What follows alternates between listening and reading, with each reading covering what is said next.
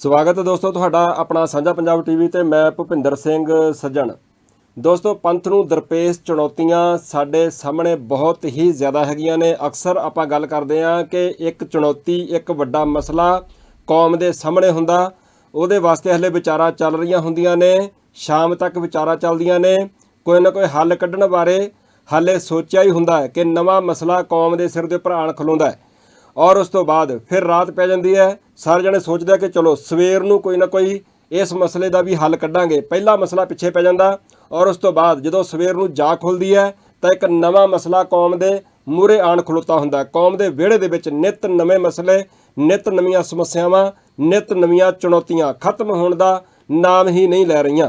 ਸੋ ਜਦੋਂ ਇੱਦਾਂ ਦੇ ਹਾਲਾਤ ਬਣਦੇ ਨੇ ਤਾਂ ਉਸ ਵੇਲੇ ਜਿਸ ਵੀ ਸਿੱਖ ਦੇ ਨਾਲ ਗੱਲ ਕਰੋ ਤਾਂ ਉਹ ਇਹੀ ਗੱਲ ਕਹਿੰਦਾ ਹੈ ਕਿ ਜਿੰਨਾ ਚਿਰ ਖਾਲਸੇ ਦਾ ਆਪਦਾ ਰਾਜ ਭਾਗ ਨਹੀਂ ਹੁੰਦਾ ਉਹਨਾਂ ਚਿਰ ਇਹ ਸਾਰੇ ਕਾਸੇ ਦਾ ਸਾਹਮਣਾ ਕਰਨਾ ਹੀ ਪੈਣਾ ਹੈ। ਪਰ ਆਪਾਂ ਇਹ ਗੱਲ ਕਰਦੇ ਆ ਕਿ ਜਿੰਨਾ ਚਿਰ ਰਾਜ ਭਾਗ ਪ੍ਰਾਪਤ ਨਹੀਂ ਹੁੰਦੇ, ਜਿੰਨਾ ਚਿਰ ਤੁਸੀਂ ਆਪਦੀ ਸਿਖਰ ਦੀ ਮੰਜ਼ਿਲ ਨੂੰ ਨਹੀਂ ਛੂਹ ਲੈਂਦੇ, ਉਹਨਾਂ ਚਿਰ ਜਿੰਨੀਆਂ ਵੀ ਸਮੱਸਿਆਵਾਂ ਨੇ ਉਹਨਾਂ ਨੂੰ ਛੱਡ ਕੇ ਵੀ ਨਹੀਂ ਬੈਠਿਆ ਜਾ ਸਕਦਾ। ਉਹਨਾਂ ਦੇ ਹੱਲ ਵਾਸਤੇ ਵੀ ਨਾਲ ਜਦੋਜਹਿਦ ਕਰਨੀ ਬੇਹੱਦ ਜ਼ਰੂਰੀ ਹੈ। ਹੁਣ ਆਮ ਕਰਕੇ ਗੱਲ ਇਹ ਆਖੀ ਜਾਂਦੀ ਹੈ ਕਿ ਸ਼੍ਰੋਮਣੀ ਗੁਰਦੁਆਰਾ ਪ੍ਰਬੰਧਕ ਕਮੇਟੀ ਦੇ ਉੱਪਰ ਸੂਝਵਾਨ ਤੇ ਸੁਹਿਰਦ ਸਿੱਖਾਂ ਦਾ ਕਬਜ਼ਾ ਹੋਵੇ। ਇਸ ਤੋਂ ਇਲਾਵਾ ਤਖਤ ਅਕਾਲ ਦਾ ਜਥੇਦਾਰ ਕੌਮ ਦੇ ਵੱਲੋਂ ਨਿਯੁਕਤ ਕੀਤਾ ਹੋਇਆ ਹੋਵੇ, ਜਿਹੜਾ ਕਿ ਅਕਾਲੀ ਬਾਬਾ ਫੂਲਾ ਸਿੰਘ ਜੀ ਵਰਗਾ ਰੋਲ ਪਲੇ ਕਰ ਸਕਦਾ ਹੋਵੇ। ਵੀ ਘੱਟੋ ਘਾਟਾ ਦੋ ਚੀਜ਼ਾਂ ਤੇ ਹੋ ਜਾਣ। ਉਸ ਤੋਂ ਬਾਅਦ ਜਦੋਂ ਸਿੱਖ ਕੌਮ ਦੇ ਕੋਲ ਆਪਣੀ ਪੂਰੀ ਤਾਕਤ, ਪੂਰੀ ਇਕਨੋਮੀ ਜਦੋਂ ਕੌਮ ਦੇ ਕੋਲ ਹੋਊਗੀ ਤਾਂ ਫਿਰ ਵੱਡੇ ਸੰਘਰਸ਼ ਵੀ ਵਿੱਢੇ ਜਾ ਸਕਦੇ ਨੇ। ਭਾਵ ਕਿ ਫਿਰ ਕੌਮ ਦੀ ਆਜ਼ਾਦੀ ਦੇ ਵਾਸਤੇ ਜਦੋਜਹਿਦ ਕਰਨੀ ਸੁਖਾਲੀ ਹੋ ਜਾਊਗੀ। ਕਿਉਂਕਿ ਜਦੋਂ ਸ਼੍ਰੋਮਣੀ ਗੁਰਦੁਆਰਾ ਪ੍ਰਬੰਧਕ ਕਮੇਟੀ ਸਿੱਖਾਂ ਦੀ ਚੁਣੀ ਹੋਈ ਨੁਮਾਇੰਦਾ ਜਮਾਤ ਜਦੋਂ ਉੱਥੋਂ ਕੋਈ ਗੱਲ ਚੱਲਦੀ ਹੈ ਤੇ ਉਹਦਾ ਹਕੂਮਤਾਂ ਦੇ ਉੱਪਰ ਇੱਕ ਵੱਖਰੀ ਕਿਸਮ ਦਾ ਅਸਰ ਹੁੰਦਾ ਹੈ। ਜਦੋਂ ਅਕਾਲ ਤਖਤ ਸਾਹਿਬ ਤੋਂ ਕੋਈ ਗੱਲ ਤੁਰਦੀ ਹੈ ਤਾਂ ਉਹਦਾ ਵੀ ਇੱਕ ਵੱਖਰਾ ਪ੍ਰਭਾਵ ਤੇ ਵੱਖਰਾ ਅਸਰ ਹੁੰਦਾ ਹੈ। ਪੂਰੀ ਦੁਨੀਆ ਦੇ ਵਿੱਚ, ਪੂਰੀ ਦੁਨੀਆ ਦੇ ਮੁਲਕਾਂ ਦੀਆਂ ਸਰਕਾਰਾਂ ਦੇ ਉੱਪਰ ਵੀ ਇੱਕ ਵੱਖਰੀ ਤਰ੍ਹਾਂ ਦਾ ਅਸਰ ਹੁੰਦਾ ਹੈ। ਸੋ ਉਹਦੇ ਵਾਸਤੇ ਵੀ ਇੱਕ ਜਦੋਜਹਿਦ ਚੱਲਦੀ ਰਹਿੰਦੀ ਹੈ ਹਮੇਸ਼ਾ ਹੀ ਕਿ ਕਿਵੇਂ ਇਹ ਜਿਹੜੀਆਂ ਕੌਮ ਦੀਆਂ ਸਿਰਮੌਰ ਜਥੇਬੰਦੀਆਂ ਨੇ ਇਹ ਆਜ਼ਾਦ ਹੋਣ, ਕਿਵੇਂ ਤਖਤ ਅਕਾਲ ਆਜ਼ਾਦ ਹੋਵੇ, ਕਿਵੇਂ ਸ਼੍ਰੋਮਣੀ ਗੁਰਦੁਆਰਾ ਪ੍ਰਬੰਧਕ ਕਮੇਟੀ ਉਹਨਾਂ ਦੇ ਭਾਵ ਕਿ ਅਕਾਲੀਆਂ ਦੇ ਚੁੰਗਲ ਦੇ ਵਿੱਚੋਂ ਬਾਹਰ ਨਿਕਲ ਸਕੇ। ਸੋ ਇਹਦੇ ਲਈ ਵੀ ਸਾਰੇ ਹੀ ਚਿੰਤਤ ਹੁੰਦੇ ਨੇ। ਪਰ ਗੱਲ ਇਹ ਵੀ ਕੇਵਲ ਚਿੰਤਤ ਹੁੰਦੇ ਆ, ਪਰ ਉਹਦਾ ਹੱਲ ਕੀ ਹੈਗਾ? ਜਦੋਂ ਹੱਲ ਕੱਢਣ ਵਾਸਤੇ ਸੋਚਿਆ ਜਾਂਦਾ ਹੈਗਾ ਤੇ ਉਸ ਵੇਲੇ ਜ਼ਰੂਰਤ ਮਹਿਸੂਸ ਹੁੰਦੀ ਹੈ ਕਿ ਸਿਰ ਜੋੜ ਕੇ ਬੈਠਿਆ ਜਾਵੇ। ਸੋ ਪਿਛਲੇ ਦਿਨੀ ਆਪਾਂ ਦੇਖਿਆ ਕਿ ਸਾਰੀਆਂ ਜਥੇਬੰਦੀਆਂ ਜਿੱਦਾਂ ਕੋਈ ਨਾ ਕੋਈ ਚਾਰਾਜੋਈ ਕਰਦੀਆਂ ਨੇ, ਇੱਦਾਂ ਹੀ ਬੀਤੇ ਦਿਨੀ ਅਨੰਦਪੁਰ ਸਾਹਿਬ ਦੀ ਪਾਵਨ ਪਵਿੱਤਰ ਧਰਤੀ ਦੇ ਉੱਪਰ ਇੱਕ ਵਿਸ਼ਵ ਸਿੱਖ ਇਕੱਤਰਤਾ ਹੋਈ ਹੈ। ਵਿਸ਼ਵ ਸਿੱਖ ਇਕੱਤਰਤਾ ਦੇ ਵਿੱਚ ਭਾਈ ਦਲਜੀਤ ਸਿੰਘ ਬਿੱਟੂ, ਸਾਬਕਾ ਖਾੜਕੂ ਜਿਨ੍ਹਾਂ ਨੂੰ ਕਿਹਾ ਜਾਂਦਾ ਹੈਗਾ, ਭਈ ਉਹਨਾਂ ਤੋਂ ਇਲਾਵਾ ਹੋਰ ਵੀ ਪੰਥ ਦੀਆਂ ਨਾਮਵਰ ਸ਼ਖਸੀਅਤਾਂ, ਉਹਨਾਂ ਤੋਂ ਇਲਾਵਾ ਵੱਖ-ਵੱਖ ਜਥੇਬੰਦੀਆਂ, ਵੱਖ-ਵੱਖ ਧਿਰਾਂ ਦੇ ਆਗੂ ਉੱਥੇ ਹਾਜ਼ਰ ਹੋਏ ਸਨ। ਸੋ ਉੱਥੇ ਇੱਕ ਗੁਰਮਤਾ ਜਿਹੜਾ ਸੀਗਾ ਉਹ ਹੋਇਆ। ਬਹੁਤ ਸਾਰੇ ਸੱਜਣਾਂ ਨੇ ਉਹਦੀ ਸ਼ਲਾਘਾ ਕੀਤੀ ਹੈ, ਪਰ ਕਈਆਂ ਨੇ ਨੁਕਤਾਚੀਨੀ ਵੀ ਕੀਤੀ ਹੈ। ਕੀ ਉਹਦੇ ਵਿੱਚ ਕੁਝ ਨੁਕਤਾਚੀਨੀ ਕਰਨ ਵਾਸਤੇ ਹੈ ਆ? ਕੀ ਉਹਦੇ ਵਿੱਚੋਂ ਕੁਛ ਨਾ ਕੁਛ ਚੰਗਾ ਨਿਕਲੂਗਾ ਜਾਂ ਕੀ ਇਹ ਸਿਰਫ ਇੱਕ ਉਹੀ ਬਸ ਗੱਲ ਹੋਈ ਸੀਗੀ ਤੇ ਹੋਈ ਬੀਤੀ ਹੋ ਜਾਊਗੀ? ਸਾਰਾ ਕੁਝ ਵਿਚਾਰਨ ਦੀ ਕੋਸ਼ਿਸ਼ ਕਰਾਂਗੇ। ਮੇਰੇ ਨਾਲ ਸ਼ੇਰੇ ਪੰਜਾਬ ਪਾਰਟੀ ਦੇ ਸਰਦਾਰ ਕੁਲਦੀਪ ਸਿੰਘ ਜੀ ਵਿਰਕ ਸਾਹਿਬ ਜੁੜਨਗੇ। ਆਪਾਂ ਉਹਨਾਂ ਦੇ ਨਾਲ ਕਰਦੇ ਹਾਂ ਇਸ ਮੁਤਲਕ ਗੱਲਬਾਤ। ਵਿਰਕ ਸਾਹਿਬ, ਸਵਾਗਤ ਹੈ ਜੀ ਤੁਹਾਡਾ ਸਾਡੇ ਪ੍ਰੋਗਰਾਮ ਦੇ ਵਿੱਚ। ਵਾਹਿਗੁਰੂ ਜੀ ਕਾ ਖਾਲਸਾ, ਵਾਹਿਗੁਰੂ ਜੀ ਕੀ ਫਤਿਹ। ਵਾਹਿਗੁਰੂ ਜੀ ਕੀ ਫਤਿਹ। ਵਿਰਕ ਸਾਹਿਬ, ਕੀ ਕਹਿਣਾ ਚਾਹੁੰਦੇ ਹੋ? ਬੀਤੇ ਦਿਨੀ ਵਿਸ਼ਵ ਸਿੱਖ ਇਕੱਤਰਤਾ ਹੋਈ ਹੈ ਅਨੰਦਪੁਰ ਸਾਹਿਬ ਦੀ ਪਾਵਨ ਪਵਿੱਤਰ ਧਰਤੀ ਦੇ ਉੱਪਰ। ਉਸ ਇਕੱਤਰਤਾ ਨੂੰ ਤੁਸੀਂ ਕਿਵੇਂ ਦੇਖਦੇ ਹੋ? ਸੱਜਣ ਜੀ, ਜਦੋਂ ਇਹ ਉਪਰਾਲਾ ਕੀਤਾ ਹੈ ਭਾਈ ਦਲਜੀਤ ਸਿੰਘ ਬਿੱਟੂ ਤੇ ਉਹਨਾਂ ਦੀ ਟੀਮ ਨੇ, ਤੇ ਬੜੀ ਖੁਸ਼ੀ ਸੀਗੀ ਕਿ ਸਿੰਘ ਕਿਤੇ ਇਕੱਠੇ ਹੋ ਕੇ ਬੈਠਣ ਲੱਗੇ ਆ। ਕੋਈ ਕੌਮ ਵਾਸਤੇ ਕੋਈ ਨਵੀਂ ਦਿਸ਼ਾ ਨਿਰਦੇਸ਼ ਜਾਰੀ ਹੋਏਗਾ। ਔਰ ਬੈਠੀ ਕੌਮ ਆਈ, ਸੱਦਾ ਆਇਆ, ਅਸੀਂ ਵੀ ਗਏ। ਤੇ ਪਹਿਲਾਂ ਤਾਂ ਮੈਂ ਭਾਈ ਦਲਜੀਤ ਸਿੰਘ ਬਿੱਟੂ ਤੇ ਉਹਨਾਂ ਦੀ ਟੀਮ ਨੂੰ ਵਧਾਈ ਦੇਣਾ ਕਿ ਉਹਨਾਂ ਨੇ ਇੱਕ ਅੱਛਾ ਉਪਰਾਲਾ ਕੀਤਾ। ਸਿਰ ਜੋੜਨ ਦੀ ਕੌਮ ਦੇ ਆਪਣੇ ਨੁਮਾਇੰਦਾ ਜਮਾਤਾਂ ਦੀ ਜਿਹੜੀ ਸੀਗੀ ਵੀ ਉਹਨਾਂ ਦੇ ਸਿਰ ਜੋੜ ਕੇ ਬੈਠਣ ਦੀ ਇੱਕ ਜੋ ਕੋਸ਼ਿਸ਼ ਕੀਤੀ, ਉਹ ਬਹੁਤ ਚੰਗਾ ਇੱਕ ਉਪਰਾਲਾ ਸੀਗਾ ਜੀ। ਪਰ ਜੋ ਉਮੀਦਾਂ ਸੀਗੀਆਂ ਉਹ ਫੁੱਲਫਿਲ ਨਹੀਂ ਹੋਈਆਂ। ਜੋ ਚਾਹੁੰਦੇ ਸੀਗੇ ਕਿ ਕੌਮ ਵਿੱਚ ਇੱਥੇ ਕੋਈ ਏਕਤਾ ਦੀ ਬਾਤ ਪਵੇਗੀ, ਜੋ ਵੀ ਕੋਈ ਫੈਸਲਾ ਲੈਣਾ ਹੈ, ਕੋਈ ਗੁਰਮਤਾ ਪਾਉਣਾ, ਤਾਂ ਏਕਤਾ ਤੋਂ ਬਿਨਾਂ ਨਹੀਂ ਪੈ ਸਕਦਾ ਜੀ। ਉੱਥੇ ਸਭ ਤੋਂ ਜਿਹੜੀ ਉਣਤਾ ਹੀ ਰਹੀ ਹੈ ਕਿ ਏਕਤਾ ਦੀ ਗੱਲ ਕਿਤੇ ਨਜ਼ਰ ਨਹੀਂ ਆਈ। ਜੀ। ਮੈਂ ਇਨਵਾਈਟਡ ਸੀਗਾ ਔਰ ਮੈਨੂੰ ਵੀ ਉਹ ਸੁਨਹਿਰੀ ਬਿੱਲਾ ਲਾ ਕੇ ਸਟੇਜ ਤੇ ਬਿਠਾਇਆ ਸੀ। 11 ਵਜੇ ਤੋਂ ਲੈ ਕੇ 7 ਵਜੇ ਤੱਕ ਮੈਂ ਪੂਰਾ ਪ੍ਰੋਗਰਾਮ ਅਟੈਂਡ ਕੀਤਾ। ਮੈਨੂੰ ਟਾਈਮ ਨਹੀਂ ਦੇ ਸਕੇ ਸ਼ਾਇਦ ਸਮੇਂ ਦੀ ਘਾਟ ਕਰਕੇ। ਜੀ। ਉਹ ਵੀ ਥੋੜੀ ਜਿਹੀ ਗੱਲ ਰੜਕਦੀ ਸੀ ਕਿ ਅਸੀਂ ਆਲ ਇੰਡੀਆ ਸਿੱਖ ਸਟੂਡੈਂਟ ਫੈਡਰੇਸ਼ਨ ਵੱਲੋਂ ਡਾਕਟਰ ਭਗਵਾਨ ਸਿੰਘ ਜੀ ਨੇ, ਤੇ ਥੋੜੀ ਤਬੀਅਤ ਖਰਾਬ ਸੀ, ਭਾਈ ਬਾਬਾ ਹਰਪ੍ਰੀਤ ਸਿੰਘ ਜੀ ਤੇ ਆਪਣਾ ਰਘਵੰਤ ਲਾਲੀ, ਅਸੀਂ ਸਾਰੇ ਗਏ ਸੀ। ਹਰਸਿਮਰਨ ਸਿੰਘ ਅਨੰਦਪੁਰ ਸਾਹਿਬ ਵਾਲੇ ਵੀ ਸੀਗੇ ਜੀ, ਉਹ ਵੀ ਪਹਿਲਾਂ ਇਨਵਾਈਟਡ ਨਹੀਂ ਸੀ, ਪਰ ਬਾਅਦ ਚ ਉਹਨਾਂ ਨੂੰ ਫਿਰ ਸਟੇਜ ਤੇ ਬੁਲਾ ਲਿਆ ਗਿਆ ਜੀ। ਉਹ ਬੋਲੇ ਵੀ, ਉਹਨਾਂ ਨੂੰ ਟਾਈਮ ਵੀ ਦਿੱਤਾ ਸੀ, ਉਹਨਾਂ ਨੇ ਬੜੀਆਂ ਲੌਜਿਕ ਭਰਪੂਰ ਗੱਲਾਂ ਕੀਤੀਆਂ, ਪੰਥਕ ਏਜੰਡੇ ਦੀਆਂ ਕੀਤੀਆਂ ਕਿ ਕਿੱਦਾਂ ਪੰਥ ਇਕੱਠਾ ਹੋ ਸਕਦਾ ਜੀ।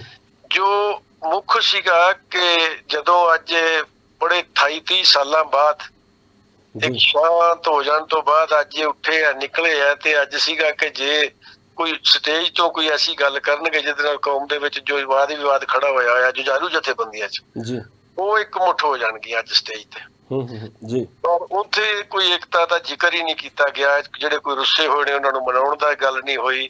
ਕੋਈ ਜਿਹੜੀਆਂ ਬੀਤੇ 'ਚ ਗਲਤੀਆਂ ਹੋਈਆਂ ਜਦੋਂ 19 ਬਲੂ ਸਟਾਰ ਤੋਂ ਬਾਅਦ, ਜੋ ਖਾੜਕੂ ਸੰਘਰਸ਼ ਦੇ ਦੌਰਾਨ ਜੋ ਬਹੁਤਾ ਖੂਨ ਆਪਣਿਆਂ ਦਾ ਹੀ ਡੁੱਲਿਆ, ਉਸ ਬਾਰੇ ਕੋਈ ਉੱਥੇ ਚਰਚਾ ਨਹੀਂ ਹੋਈ ਕਿ ਉਸ ਜੰਗ ਦੌਰਾਨ ਜੋ ਵੀ ਹੋਇਆ ਉਹ ਮਾੜਾ ਹੋਇਆ, ਉਹਦੇ ਵਿੱਚ ਅਸੀਂ ਨੁਕਸਾਨ ਖਾ ਗਏ, ਜਾਂ ਜਿੱਦਾਂ ਅਸੀਂ ਬਾਈਕਾਟ ਕਰਾ ਕੇ ਬੇਅੰਤ ਸਿੰਘ ਦੀ ਸਰਕਾਰ ਬਣਾ ਗਏ, ਪਹਿਲਾਂ ਬਰਨਾਲਾ ਦੀ ਸਰਕਾਰ ਬਣਾ ਗਏ, ਤਾਂ ਉਸ ਸੰਘਰਸ਼ ਅਸੀਂ ਕੀ ਖੱਟਿਆ ਤੇ ਕੀ ਗਵਾਇਆ, ਉਹਦੇ ਤੇ ਥੋੜਾ ਬਹੁਤ ਜ਼ਰੂਰ ਹੋਣਾ ਚਾਹੀਦਾ ਸੀ। ਪਰ ਤੁਹਾਨੂੰ ਇਹ ਨਹੀਂ ਲੱਗਦਾ ਹੈਗਾ ਕਿ ਇਹ ਜਿਹੜੀਆਂ ਗੱਲਾਂ ਹੈਗੀਆਂ ਨੇ ਇਹਦਾ ਪਬਲਿਕਲੀ ਨਹੀਂ ਸੀ ਹੋਣੀਆਂ ਚਾਹੀਦੀਆਂ? ਉਹ ਤੇ ਗੱਲਾਂ ਮਿਲ ਬੈਠ ਕੇ ਅੰਦਰ ਬੈਠ ਕੇ ਤੁਹਾਡੇ ਘਰ ਦਾ ਮਸਲਾ ਨਾ ਜੀ ਉਹ ਤਾਂ। ਨਹੀਂ, ਉਹ ਸਟੇਜ ਤੇ ਅੱਜ ਉਸ ਦਿਨ ਪਰਸੋਂ ਸਾਰੀਆਂ ਜਥੇਬੰਦੀਆਂ ਦੇ ਨੁਮਾਇੰਦੇ ਬੈਠੇ ਸੀ, ਉੱਥੇ ਹੀ ਏਕਤਾ ਦੀ ਗੱਲ ਜੱਚਦੀ ਸੀ, ਫੱਬਦੀ ਸੀ ਕਿ ਸਭ ਤੋਂ ਪਹਿਲਾਂ ਹਰ ਇੱਕ ਬੰਦਾ ਇਹ ਕਹਿੰਦਾ ਕਿ ਜੋ ਬੀਤੇ 'ਚ ਹੋਇਆ ਉਹਦਾ ਅਫਸੋਸ ਹੈ, ਪਛਤਾਵਾ ਹੈ, ਜੋ ਸਾਡੇ ਤੋਂ ਗਲਤੀਆਂ ਹੋਈਆਂ ਉਹਨਾਂ ਦੀ ਖਿਮਾ, ਅੱਗੋਂ ਇੱਕ ਸਿਰ ਜੋੜ ਕੇ ਤੁਰੀਏ। ਪਰ ਖਿਮਾ ਤੇ ਕੋਈ ਤਾਂ ਮੰਗੇਗਾ ਨਾ, ਜੇ ਦੇਖੋ ਮੈਂ ਖਿਮਾ ਤੇ ਤਾਂ ਮੰਗੂਗਾ ਨਾ ਜੇ ਮੈਨੂੰ ਲੱਗਦਾ ਹੋਵੇ ਕਿ ਮੈਂ ਕੁਝ ਗੁਨਾਹ ਕੀਤਾ ਹੈਗਾ। ਮੈਂ ਉਹੀ ਗੱਲ ਕਰਦਾ ਨਾ ਵੀ ਗੁਨਾਹ ਜੇ ਮੈਂ ਕੀਤਾ ਆ ਜਾਂ ਨਹੀਂ ਕੀਤਾ ਹੈਗਾ, ਉਹ ਤੁਸੀਂ ਮੈਨੂੰ ਵੱਖਰਾ ਬਹਾ ਕੇ ਪੁੱਛੋਗੇ ਜਾਂ ਵੱਖਰੇ ਤੌਰ ਤੇ ਆਪਾਂ ਗੱਲ ਕਰਾਂਗੇ, ਉਹ ਤਾਂ ਫਿਰ ਇਦਾਂ ਹੀ ਨਿਬੜੂਗੀ ਨਾ ਜੀ। ਹੁਣ ਸਟੇਜ ਦੇ ਉੱਪਰ ਤਾਂ ਫਿਰ ਤਾਂ ਉਹ ਇੱਕ ਦੂਜੇ ਦੇ ਝੱਗੇ ਪਾੜਨ ਵਾਲੀ ਗੱਲ ਹੋ ਜੂਗੀ ਫਿਰ ਤਾਂ। ਉਸ ਵਾਸਤੇ ਕੋਈ ਬੈਠਣ ਨੂੰ ਤਿਆਰ ਹੀ ਨਹੀਂ ਹੋਇਆ। ਬੀਤੇ ਜਿਸ ਤਰ੍ਹਾਂ ਸੰਘਰਸ਼ ਚੱਲ ਰਿਹਾ ਹੈ, ਵਾਦ ਵਿਵਾਦ, ਜਿਸ ਤਰ੍ਹਾਂ ਕੌਮ ਇਸ ਭੰਬਲ ਭੁੱਸੇ 'ਚ ਫਸੀ ਹੋਈ ਹੈ, ਇੱਕ ਦੂਜੇ ਤੇ ਤੁਮਤਬਾਜ਼ੀਆਂ ਚੱਲ ਰਹੀਆਂ ਨੇ, ਉਹਨੂੰ ਦੂਰ ਕਰਨ ਲਈ ਕੋਈ ਉਪਰਾਲਾ ਕਰਨ ਨੂੰ ਤਿਆਰ ਹੀ ਨਹੀਂ, ਕੋਈ ਬੈਠਣ ਨੂੰ ਤਿਆਰ ਹੀ ਨਹੀਂ ਹੋਇਆ, ਕੋਈ ਇਹ ਮੰਨਣ ਨੂੰ ਤਿਆਰ ਹੀ ਨਹੀਂ ਕਿ ਮੇਰੇ ਤੇ ਕੋਈ ਦੋਸ਼ ਲੱਗ ਰਿਹਾ ਤੇ ਮੈਂ ਉਹਦੇ ਵਾਸਤੇ ਕੁਝ ਸਪਸ਼ਟੀਕਰਨ ਦੇਵਾਂ। ਬਿਲਕੁਲ ਨਹੀਂ, ਉਹਨੂੰ ਇਗਨੋਰ ਕੀਤਾ ਜਾਂਦਾ। ਉਸ ਵਿਵਾਦ ਦੇ ਚੱਲਦਿਆਂ ਜਦੋਂ ਅਸੀਂ ਗੱਲ ਕਰਨੀ ਹੈ ਜਥੇਦਾਰ ਅਕਾਲ ਤਖਤ ਦੀ ਚੋਣ ਦੀ, ਉੱਥੇ ਗੱਲ ਹੋਣੀ ਸੀ ਜਥੇਦਾਰ ਦਾ ਕੀ ਕਾਰਜ ਖੇਤਰ ਹੋਵੇ, ਜਥੇਦਾਰ ਦੀ ਕੀ ਯੋਗਤਾ ਹੋਵੇ, ਉਹ ਕਿਵੇਂ ਉਹਦੀ ਚੁਣਿਆ ਜਾਵੇ, ਉਹ ਚੀਜ਼ਾਂ ਉੱਥੇ ਡਿਸਕਸ ਹੋਣੀਆਂ ਸੀ। ਉਹਦੇ ਲਈ ਸਾਡੀ ਕੌਮ ਦੀ ਏਕਤਾ ਬੜੀ ਜ਼ਰੂਰੀ ਹੈ। ਉਹਦੇ ਵਾਸਤੇ ਇਹ ਨਹੀਂ ਹੈ ਕਿ ਕੋਈ ਇੱਕ ਧੜਾ, ਉਹ ਤਾਂ ਆਲਰੇਡੀ ਚੱਲ ਰਿਹਾ ਜੀ। ਪਹਿਲਾਂ ਸਰਬੱਤ ਖਾਲਸਾ 'ਚ ਜਿਹੜਾ ਉੱਥੇ ਨਹੀਂ ਪਹੁੰਚੇ ਸਿਮਰਨਜੀਤ ਸਿੰਘ ਮਾਨ ਜੀ ਦਾ ਗਰੁੱਪ ਤੇ ਹੋਰ ਸਾਰੇ, ਉਹ ਇਸ ਕਰਕੇ ਨਹੀਂ ਪਹੁੰਚੇ ਕਿ ਉਹਨਾਂ ਨੂੰ ਸੱਦਾ ਦਿੱਤਾ ਗਿਆ ਸੀ ਪਰ ਉਹ ਆਏ ਨਹੀਂ, ਤੇ ਉਹਦੇ ਨਾਲ ਕੁਝ ਸਹਿਮਤ ਨਹੀਂ ਸੀਗੇ। ਇਸ ਤਰ੍ਹਾਂ ਪਹਿਲਾਂ ਆਲਰੇਡੀ ਅਸੀਂ ਸਿੰਘ ਸਾਹਿਬ ਬਣਾਈ ਬੈਠੇ ਆ ਤਿੰਨ ਤੇ ਉਹਦੇ ਲਈ ਜੇ ਇੱਕ ਧੜਾ ਅੱਜ ਹੋਰ ਇਹ ਕੰਮ ਕਰ ਦਵੇ ਕਿ ਇੱਕ ਜਥੇਦਾਰ ਦੀ ਏਦਾਂ ਚੋਣ ਹੋਵੇ, ਸਾਡਾ ਜਥੇਦਾਰ ਏਦਾਂ ਦਾ ਹੋਏਗਾ, ਤਾਂ ਉਹ ਇੱਕ ਹੋਰ ਨਵਾਂ ਵਿਵਾਦ ਖੜਾ ਹੋ ਜਾਏਗਾ। ਉਹਦੇ ਲਈ ਇਹ ਜ਼ਰੂਰੀ ਸੀ ਕਿ ਉਹਦੇ ਲਈ ਸਾਰੀਆਂ ਜਥੇਬੰਦੀਆਂ ਇੱਕ ਵਾਰ ਸਿਰ ਜੋੜ ਕੇ ਬੈਠਣ, ਇੱਕ ਦਿਨ ਬੈਠਣ, 2 ਦਿਨ ਬੈਠਣ, ਜਿਵੇਂ ਗੁਰਮਤੇ ਪਕਾਏ ਜਾਂਦੇ ਸੀ। ਪਹਿਲਾਂ ਗਿਲੇ ਸ਼ਿਕਵੇ ਦੂਰ ਹੋਣ, ਫਿਰ ਸਾਰੇ ਇੱਕ ਗੱਲ ਤੇ ਸਹਿਮਤ ਹੋਣ। ਇਹ ਬਹੁਤ ਜ਼ਰੂਰੀ ਸੀਗਾ, ਇਹਦੀ ਕਮੀ ਰਹੀ ਹੈ। ਅਰੇ ਇਹ ਜੇ ਦੂਰ ਹੁੰਦਾ ਤਾਂ ਹੀ ਕੌਮ ਇੱਕ ਪਲੇਟਫਾਰਮ ਤੇ ਇਕੱਠੀ ਹੋ ਕੇ ਆਪਣਾ ਜਥੇਦਾਰ, ਕੋਈ ਯੋਗ ਜਥੇਦਾਰ ਚੁਣ ਸਕਦੀ ਹੈ ਜਿਹੜਾ ਕੌਮ ਨੂੰ ਸਹੀ ਅਗਵਾਈ ਦੇਵੇ, ਕੋਈ ਮਾਰਗਦਰਸ਼ਨ ਕਰੇ। ਔਰ ਜਥੇਦਾਰ ਦੇ ਅੱਜ ਜਿਹੜੇ ਅਸੀਂ ਚੱਕਰ 'ਚ ਪਏ ਹੋਏ ਆ ਨਾ ਤਿੰਨ ਜਥੇਦਾਰਾਂ ਦੇ 'ਚ, ਇਹਦੇ 'ਚੋਂ ਨਿਕਲਣਾ ਬੜਾ ਜ਼ਰੂਰੀ ਹੈ। ਜੀ, ਇਹ 'ਚੋਂ ਨਿਕਲਣਾ ਬਹੁਤ ਜ਼ਰੂਰੀ ਹੈ। ਬਿਰਕ ਸਾਹਿਬ, ਜਿੱਦਾਂ ਤੁਸੀਂ ਆਖਿਆ ਕਿ ਚਲੋ ਜੋ ਉਮੀਦਾਂ ਤੁਸੀਂ ਕਰਦੇ ਸੀਗੇ ਕਿ ਉਹਨਾਂ ਉਮੀਦਾਂ ਦੇ ਉੱਪਰ ਇਕੱਠ ਖਰਾ ਨਹੀਂ ਉਤਰ ਸਕਿਆ ਜੋ ਤੁਹਾਡੀਆਂ ਉਮੀਦਾਂ ਸਨ, ਪਰ ਜਿਨ੍ਹਾਂ ਨੂੰ ਲੱਗਦਾ ਹੈਗਾ ਕਿ ਨਹੀਂ ਅਸੀਂ ਜੋ ਉਮੀਦਾਂ ਕੀਤੀਆਂ ਸਨ ਜਾਂ ਰੱਖ ਕੇ ਗਏ ਸੀਗੇ ਵੀ ਸਾਡੀਆਂ ਉਮੀਦਾਂ ਦੇ ਉੱਪਰ ਤਾਂ ਉਹ ਇਕੱਠ ਖਰਾ ਉਤਰਿਆ ਹੈਗਾ, ਕਈਆਂ ਨੂੰ ਇਹ ਲੱਗਦਾ ਹੈਗਾ ਕਿ ਸਾਡੀਆਂ ਉਮੀਦਾਂ ਪੂਰੀਆਂ ਹੋਈਆਂ। ਵਿਰਕ ਸਾਹਿਬ, ਜਿਹੜੀ ਇੱਕ ਤੁਸੀਂ ਊਣਤਾਈ ਦੀ ਗੱਲ ਕੀਤੀ ਆ ਵੀ ਆਹ ਹੋਣਾ ਚਾਹੀਦਾ ਸੀਗਾ, ਉਹ ਉੱਥੇ ਨਹੀਂ ਹੋਇਆ।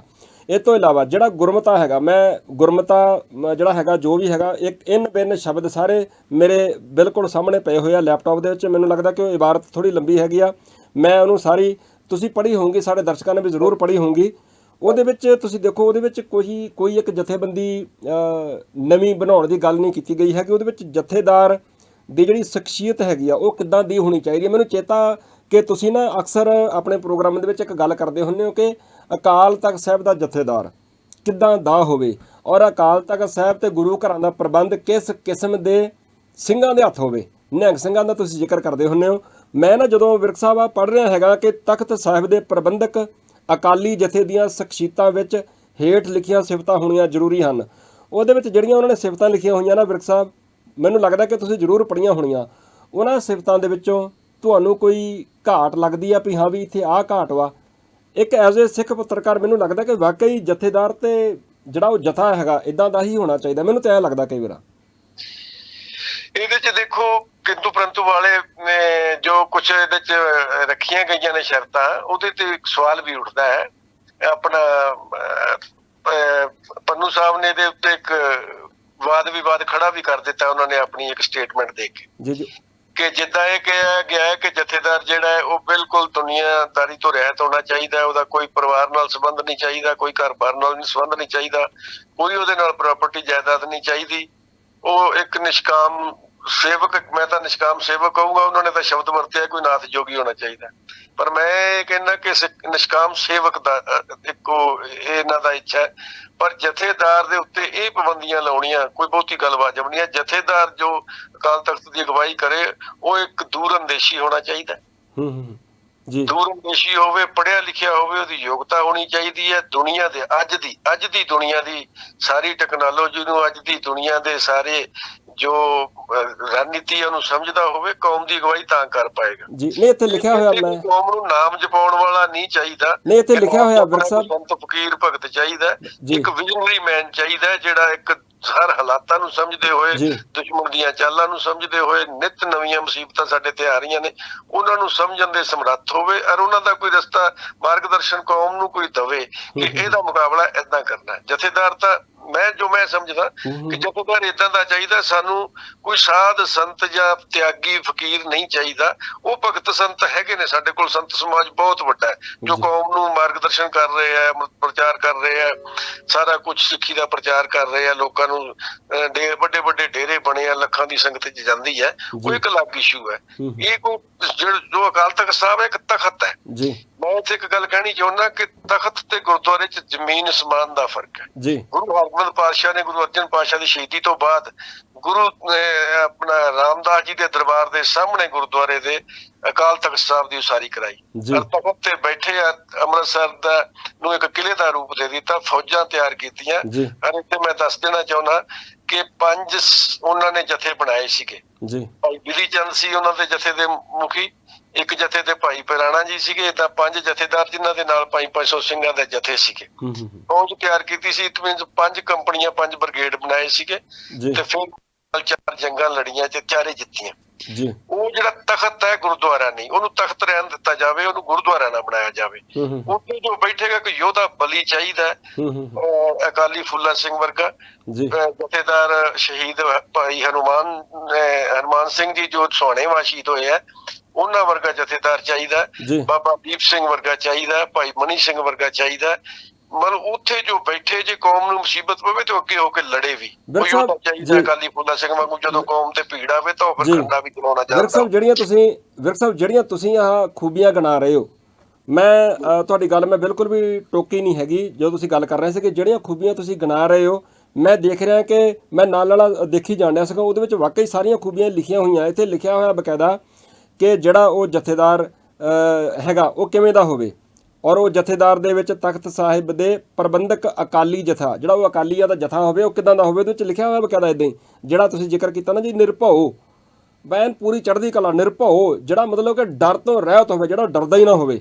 ਇਹ ਲਿਖਿਆ ਹੋਇਆ ਬਕਾਇਦਾ ਇੱਥੇ, ਨਿਰਭਉ ਹੋਵੇ, ਨਿਰਵੈਰ ਹੋਵੇ, ਲਿਖਿਆ ਹੋਇਆ ਇੱਥੇ ਬਕਾਇਦਾ। ਔਰ ਨਾਲ ਇੱਥੇ ਵੀ ਲਿਖਿਆ ਹੋਇਆ ਵਿਰਕ ਸਾਹਿਬ, ਮੈਂ ਦੇਖ ਰਿਹਾ ਇੱਥੇ, ਮੈਂ ਦੇਖ ਦਿੰਦਾ, ਮੈਂ ਪੜ੍ਹ ਦਿੰਦਾ ਇੱਥੇ ਨਾਲ ਹੀ, ਉੱਥੇ ਲਿਖਿਆ ਹੋਇਆ ਵੀ ਰਾਜਨੀਤੀ ਦਾ ਵੀ ਗਿਆਤਾ ਹੋਵੇ। ਮਤਲਬ ਇਹ ਨਹੀਂ ਹੈਗਾ ਕਿ ਸਾਧੂ ਫਕੀਰ ਬਣ ਕੇ ਬੈਠਾ ਰਹੇ, ਰਾਜਨੀਤੀ ਦਾ ਵੀ ਗਿਆਤਾ ਹੋਵੇ, ਲਿਖਿਆ ਹੋਇਆ ਵਿਰਕ ਸਾਹਿਬ ਇੱਥੇ ਨਾਲੇ ਵੀ ਲਿਖਿਆ ਹੋਇਆ ਕਿ ਪੂਰਨ ਰੂਪ ਵਿੱਚ ਤਿਆਗੀ ਬਿਰਤੀ ਦਾ ਹੋਵੇ, ਭਾਵ ਕਿ ਧਨ ਪਦਾਰਥ ਜਾਂ ਜਾਇਦਾਦ ਦਾ ਦਾਅਵਾ ਨਾ ਰੱਖਦਾ ਹੋਵੇ। ਮੈਨੂੰ ਲੱਗਦਾ ਕਿ ਜਿਵੇਂ ਆਪਾਂ ਗੁਰਬਾਣੀ ਪੜ੍ਹਦੇ ਹਾਂ, ਗੁਰਬਾਣੀ ਵਿੱਚ ਵੀ ਜਿੱਦਾਂ ਨਾ ਗੁਰੂ ਸਾਹਿਬ ਜੀ ਨੇ ਸਿੱਖ ਨੂੰ ਕਿਹਾ ਹੈ ਵੀ ਸਿੱਖ ਕਿੱਦਾਂ ਦਾ ਹੋਵੇ, ਮਤਲਬ ਕਿ ਤਾਣ ਹੁੰਦੇ ਹੋਏ ਨਿਤਾਣਾ। ਜਿਵੇਂ ਕਹਿ ਲਓ ਕਿ ਤੁਹਾਡੇ ਕੋਲ ਧਨ ਪਦਾਰਥ ਹੋਣ ਦੇ ਬਾਵਜੂਦ ਵੀ ਤੁਸੀਂ ਮਤਲਬ ਕਿ ਉਹਦੇ ਵਿੱਚ ਖੁੱਬੇ ਹੋਏ ਨਾ ਹੋਵੋ। ਮੈਨੂੰ ਕੁਛ ਇੱਦਾਂ ਦਾ ਸਮਝ ਆਉਣ ਡਿਆ। ਮੈਨੂੰ ਲੱਗਦਾ ਕਿ ਜੋ ਤੁਸੀਂ ਖੂਬੀਆਂ ਗਿਣਾ ਰਹੇ ਹੋ ਇਹ 'ਚ ਬਕਾਇਦਾ ਇਨਵੇਂ ਲਿਖੀਆਂ ਹੋਈਆਂ ਸਾਰੀਆਂ ਹੀ ਉਹ। ਨਹੀਂ, ਇਹ ਗੱਲ ਬਿਲਕੁਲ ਠੀਕ ਹੈ, ਇਹ ਜੋ ਜਿਸ ਹਿਸਾਬ ਨਾਲ ਲਿਖਿਆ, ਪਰ ਇਹ ਲਿਖਣ ਦੇ ਵਿੱਚ ਤੇ ਉਹਦੇ ਵਿੱਚ ਬਹੁਤ ਅੰਤਰ ਹੈ। ਜਥੇਦਾਰ ਜਿਹੜਾ ਕੌਮ ਦਾ ਹੈ ਨਾ, ਇੱਕ ਜਿਹੜੀ ਸਭ ਤੋਂ ਵੱਡੀ ਗੱਲ ਜੋ ਉੱਥੇ ਘਾਟ ਰਹੀ ਹੈ ਨਾ, ਜਥੇਦਾਰ ਦਾ ਆਪਾਂ ਇੱਕ ਗੁਰਮਤਾ ਪਾਉਣਾ ਸੀ ਇੰਟਰਨੈਸ਼ਨਲ ਲੈਵਲ ਤੇ ਜੀ। ਉਹਦੇ ਵਿੱਚ ਕੱਲ ਜੋ ਸਟੇਜ ਤੇ ਮੈਂ ਦੇਖਿਆ ਹੈ ਕਿ ਬਹੁ ਗਿਣਤੀ ਜਿਹੜੇ ਨੇ ਅੰਡਰ ਮੈਟ੍ਰਿਕ ਸੀਗੇ, ਅਨਪੜ੍ਹ ਸੀਗੇ। ਪੜ੍ਹਿਆ ਲਿਖਿਆ ਵਿਦਵਾਨ ਸਿੱਖ ਕੌਮ ਦਾ ਇੰਟੈਲੈਕਚੁਅਲ ਇੱਕ ਵੀ ਨਹੀਂ ਉੱਥੇ ਪਹੁੰਚਿਆ, ਜਾਂ ਬੁਲਾਇਆ ਨਹੀਂ ਗਿਆ ਜਾਂ ਉਹ ਆਏ ਨਹੀਂ। ਪੜ੍ਹਿਆ ਲਿਖਿਆ ਭਾਵ ਜਿਨ੍ਹਾਂ ਨੇ ਕੌਮ ਨੂੰ ਬਹੁਤ ਜਿਨ੍ਹਾਂ ਨੇ ਇਹਨਾਂ ਦੀਆਂ ਕਿਤਾਬਾਂ ਲਿਖੀਆਂ ਨੇ ਇਤਿਹਾਸਕਾਰ ਨੇ, ਸਾਰਾ ਕੌਮ ਦਾ ਇਤਿਹਾਸ ਜਾਣਦੇ ਆ, ਦੁਨੀਆ ਦਾ ਇਤਿਹਾਸ ਜਾਣਦੇ ਆ ਕਿ ਲੜਨਾ ਕਿਵੇਂ, ਅੱਜ ਦੇ ਹਾਲਾਤਾਂ 'ਚ ਸ਼ਾਂਤਮਈ ਕਿਵੇਂ ਲੜਨਾ ਜਾਂ ਦੂਜਾ ਆਜ਼ਾਦੀ ਕਿਵੇਂ ਲੈਣੀ ਹੈ। ਉੱਥੇ ਬੜੀ ਵੱਡੀ ਘਾਟ ਸੀਗੀ ਕਿ ਇੰਟੈਲੈਕਚੁਅਲ ਲੋਕ। ਨਹੀਂ ਵਿਰਕ ਸਾਹਿਬ, ਦੋ ਗੱਲਾਂ ਹੋ ਗਈਆਂ ਵਿਰਕ ਸਾਹਿਬ। ਇੱਕ ਆਪਾਂ ਇਹ ਦੂਸਰੀ ਗੱਲ ਹੋ ਗਈ। ਮੈਨੂੰ ਲੱਗਦਾ ਕਿ ਪਹਿਲੀ ਜਿਹੜੀ ਗੱਲ ਹੈਗੀ ਆ, ਆਪਾਂ ਪਹਿਲੀ ਗੱਲ ਦੇ ਨਾਲ ਤਾਂ ਐਗਰੀ ਕਰਦੇ ਆ ਨਾ ਕਿ ਜਿਹੜਾ ਉਹ ਅਕਾਲੀਆਂ ਦਾ ਜੱਥਾ ਹੋਵੇ ਵੀ ਉਸ ਜੱਥੇ ਦੇ ਸਿੰਘ ਕਿੱਦਾਂ ਦੇ ਹੋਣ, ਉਹਦੇ ਨਾਲ ਤਾਂ ਮੈਨੂੰ ਲੱਗਦਾ ਕਿ ਪਹਿਲਾਂ ਮੈਨੂੰ ਲੱਗਦਾ ਕਿ ਉਹ ਗੱਲ ਨਿਬੇੜ ਲਈ। ਉਸ ਗੱਲ ਨਾਲ ਤਾਂ ਤੁਸੀਂ ਐਗਰੀ ਕਰਦੇ ਹੋ ਕਿ ਨਹੀਂ? ਵੀ ਉੱਥੇ ਬਕਾਇਦਾ ਜੋ ਤੁਸੀਂ ਕਹਿੰਦੇ ਇਦਾਂ ਲਿਖਿਆ ਹੋਇਆ ਨਵੇਂ ਨੇ ਇਦਾਂ ਦਾ ਹੀ ਗੱਲ ਮੈਂ ਆਪ ਕਹਿ ਰਿਹਾ ਨਾ ਕਿ ਜਥੇਦਾਰ ਦੇ ਵਿੱਚ ਆ ਖੂਬੀਆਂ ਹੋਣੀਆਂ ਚਾਹੀਦੀਆਂ, ਇਦਾਂ ਦਾ ਜਥੇਦਾਰ ਚਾਹੀਦਾ ਜੀ। ਔਰ ਇਦਾਂ ਹੀ ਲਿਖਿਆ ਹੋਇਆ ਉੱਥੇ ਹੋਣੀ ਚਾਹੀਦੀ ਹੈ। ਉਹ ਕਿੰਨਾ ਕੁਆਲੀਫਾਈਡ ਹੈ ਕਿ ਉਹ ਦੁਨੀਆ ਦੇ ਹਰ ਪਲੇਟਫਾਰਮ ਤੇ ਹਰ ਜਗ੍ਹਾ ਤੇ ਗੱਲ ਕਰ ਸਕਦਾ। ਕਿਉਂ ਅੱਜ ਉਹ ਪਹਿਲੀ ਗੱਲ ਹੈ ਨਹੀਂ ਕਿ ਸਿਰਫ ਤਲਵਾਰ ਨਾਲ ਜਾਂ ਬੰਦੂਕ ਨਾਲ ਹੀ ਜਵਾਬ ਦਿੱਤਾ ਜਾਣਾ, ਨਹੀਂ। ਇੱਥੇ ਹੁਣ ਗੱਲ ਜਿਹੜੀ ਹੈ ਉਹਦੇ ਲਈ ਬੜਾ ਵਿਜ਼ਨਰੀ ਇੰਟੈਲੀਜੈਂਟ ਬੰਦਾ ਚਾਹੀਦਾ। ਇਹ ਉਹਦੇ ਚ ਇੱਕ ਜ਼ਰੂਰੀ ਜੋੜ ਦੇਣਾ ਚਾਹੀਦਾ ਸੀ ਕਿ ਮੈਨੂੰ ਤੇ ਵਿਰਕ ਸਾਹਿਬ ਬਹੁਤ ਜੇ ਤਿਆਗੀ ਸਭ ਕੁਝ ਆ ਗਿਆ, ਘਰ ਨਾਲ ਮੋਹ ਨਾ ਹੋਵੇ, ਨਿੱਜ ਸਵਾਰਥ ਨਾ ਹੋਵੇ, ਸਾਰੀਆਂ ਗੱਲਾਂ ਤਾਂ ਆਉਂਦੀਆਂ ਨੇ। ਇਹ ਜਿਹੇ ਸਿੱਖ ਕੌਮ ਚ ਬਹੁਤ ਪਏ ਆ ਯੋਧੇ, ਪਰ ਉਹ ਕੌਮ ਦਾ ਇੱਕ ਮਾਰਗਦਰਸ਼ਨ ਕਰਨ ਵਾਲਾ ਇੱਕ ਵਿਜ਼ਨਰੀ ਮੈਨ ਚਾਹੀਦਾ, ਦੂਰਅੰਦੇਸ਼ੀ ਬੰਦਾ ਚਾਹੀਦਾ, ਜਿਹਨੂੰ 50 ਸਾਲ ਅੱਗੇ ਦਾ ਪਤਾ ਹੋਵੇ ਕਿ ਸਿੱਖ ਕੌਮ ਲਈ ਮੈਂ ਅੱਜ ਜੋ ਕਰਨ ਜਾ ਰਿਹਾ ਇਹਨਾਂ ਅਗਲੇ 50 ਸਾਲਾਂ ਚ ਸਿੱਖ ਕੌਮ ਦੇ ਕੰਮ ਆਵੇ, ਔਰ 50 ਸਾਲ ਚ ਕਿਤੇ ਕੋਈ ਕੌਮ ਨੂੰ ਧੋਖਾ ਨਾ ਕਿਤੇ ਕੋਈ ਦੇ ਸਕੇ। ਵਿਰਕ ਸਾਹਿਬ, ਧੋਖੇ ਹੋਏ ਆ ਵਿਰਕ ਸਾਹਿਬ, ਤੁਸੀਂ ਯਕੀਨ ਜਾਣੇ ਹੋ ਜਦੋਂ ਨਾ ਤੁਸੀਂ ਇਹ ਗੱਲ ਕਰ ਰਹੇ ਹੋ, ਮੇਰੇ ਚਿਹਰੇ ਤੇ ਖੜਾ ਹੋ ਜਾ ਘਾ ਰਿਹਾ ਹੈਗਾ। ਮੈਨੂੰ ਇਹ ਲੱਗਦਾ ਕਿ ਜਿੱਦਾਂ ਨਾ ਜੋ ਲਿਖਿਆ ਹੈਗਾ, ਜੋ ਤੁਸੀਂ ਬੋਲ ਰਹੇ ਹੋ, ਮੈਨੂੰ ਲੱਗਦਾ ਕਿ ਸ਼ਾਇਦ ਤੁਹਾਡੇ ਕੋਲੋਂ ਹੀ ਲਿਖਵਾਇਆ ਹੈਗਾ ਉਹਨਾਂ ਨੇ, ਕਿਉਂਕਿ ਵਾਕਈ ਜੋ ਤੁਸੀਂ ਕਹਿ ਰਹੇ ਹੋ ਨਾ ਇਦਾਂ ਹੀ ਲਿਖਿਆ ਹੋਇਆ ਇੱਥੇ। ਤੁਸੀਂ ਜ਼ਿਕਰ ਕੀਤਾ ਵੀ ਜਾਣੂ ਹੋਵੇ, ਗੁਰਮਤ ਅਤੇ ਸਿੱਖ ਤਵਾਰੀਖ ਦਾ ਜਾਣੂ ਹੋਵੇ, ਵਾਕਈ ਉਹ ਲਿਖਿਆ ਹੋਇਆ ਇੱਦਾਂ। ਮੈਨੂੰ ਲੱਗਦਾ ਤੁਹਾਡੇ ਕੋਲ ਹੀ ਲਿਖਵਾਇਆ ਉਹਨਾਂ ਨੇ ਸਾਰਾ ਕੁਝ। ਇਨਵੇਂ ਜੋ ਤੁਸੀਂ ਕਹਿ ਰਹੇ ਹੋ ਸਾਰਾ ਕੁਝ ਇੱਦਾਂ ਹੀ ਹੈਗਾ ਆ।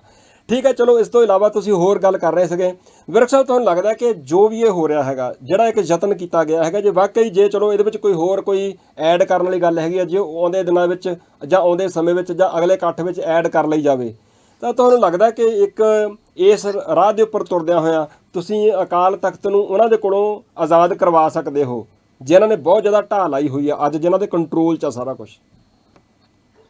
ਦੇਖੋ, ਜਦ ਤੱਕ ਅਕਾਲ ਤਖਤ ਨੂੰ ਅਸੀਂ ਆਜ਼ਾਦ ਨਹੀਂ ਕਰਾ ਸਕਦੇ, ਅਸੀਂ ਕੋਈ ਜੰਗ ਹੀ ਨਹੀਂ ਲੜ ਸਕਦੇ। ਇਹ ਗੱਲ ਤਾਂ ਬਿਲਕੁਲ ਪੱਥਰ ਤੇ ਲੀਕ ਹੈ। ਔਰ ਆ ਜਿਹੜਾ ਰਾਹ ਹੈਗਾ, ਜਿਹੜੀ ਅਸੀਂ ਜੰਗ ਹਾਰੀ ਹੈ 1984 ਤੋਂ ਬਾਅਦ, ਉਹ ਇਸੇ ਚੱਕਰ 'ਚ ਹਾਰੀ ਹੈ ਕਿ ਅਕਾਲ ਤਖਤ ਸਾਹਿਬ ਤੇ ਗੈਰਾਂ ਦਾ ਕਬਜ਼ਾ ਸੀਗਾ, ਉਹ ਸਾਡੇ ਵਿਰੋਧੀ ਸੀਗੇ, ਉਹਨਾਂ ਨੇ ਸਾਨੂੰ ਮਰਵਾਉਣ 'ਚ ਕੋਈ ਕਸਰ ਨਹੀਂ ਛੱਡੀ, ਔਰ ਅਸੀਂ ਲੜਦੇ ਰਹੇ।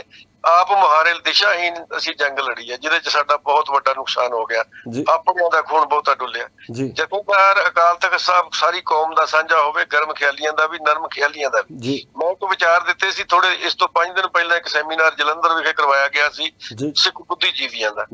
ਉੱਥੇ ਮੈਂ ਇਹ ਗੱਲ ਕੀਤੀ ਸੀਗੀ ਕਿ ਸਿੱਖ ਕੌਮ ਨੂੰ ਅੱਜ ਦੋ ਧੜਿਆਂ, ਹਰ ਕੌਮ 'ਚ ਦੋ ਧੜੇ ਹੁੰਦੇ, ਇੱਕ ਨਰਮ ਖਿਆਲੀ, ਇੱਕ ਗਰਮ ਖਿਆਲੀ ਹੁੰਦਾ ਹੀ ਆ। ਜਿਹੜੇ ਗਰਮ ਖਿਆਲੀ ਹੈ ਉਹ ਕੌਮ ਵਾਸਤੇ ਲੜਦੇ ਆ, ਜਿਹੜੇ ਨਰਮ ਖਿਆਲੀ ਆ ਕੁਰਸੀ ਵਾਸਤੇ ਲੜਦੇ ਆ।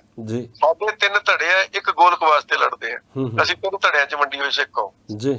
ਮੈਂ ਉੱਥੇ ਅਪੀਲ ਕੀਤੀ ਸੀ ਕਿ ਜੋ SGPC ਹੈ, ਗੋਲਕ ਤੇ ਕਬਜ਼ੇ ਵਾਲੇ, ਜਾਂ ਜਿਨ੍ਹਾਂ ਨੇ MLA MP ਮੰਤਰੀ ਮੁੱਖ ਮੰਤਰੀ ਬਣਨਾ ਹੈ, ਉਹ ਇੱਕ ਧੜਾ ਸਿਆਸੀ ਧੜਾ ਹੈਗਾ, ਉਹ ਅਕਾਲ ਤਖਤ ਸਾਹਿਬ ਨੂੰ ਆਜ਼ਾਦ ਕਰ ਦੇਣ, ਆਪਣੇ ਪ੍ਰਭਾਵ ਥੱਲੇ ਨਾ ਰੱਖਣ। SGPC ਦੇ ਅੰਦਰ ਅਕਾਲ ਤਖਤ ਨਾ ਹੋਵੇ, ਅਕਾਲ ਤਖਤ ਦੇ ਅੰਦਰ SGPC ਵੀ ਹੋਵੇ, ਸਿੱਖ ਸਿਆਸਤ ਵੀ ਹੋਵੇ। ਅਕਾਲ ਤਖਤ ਸਾਹਿਬ ਗਰਮ ਖਿਆਲੀਆਂ ਕੋਲ ਚਾਹੀਦਾ।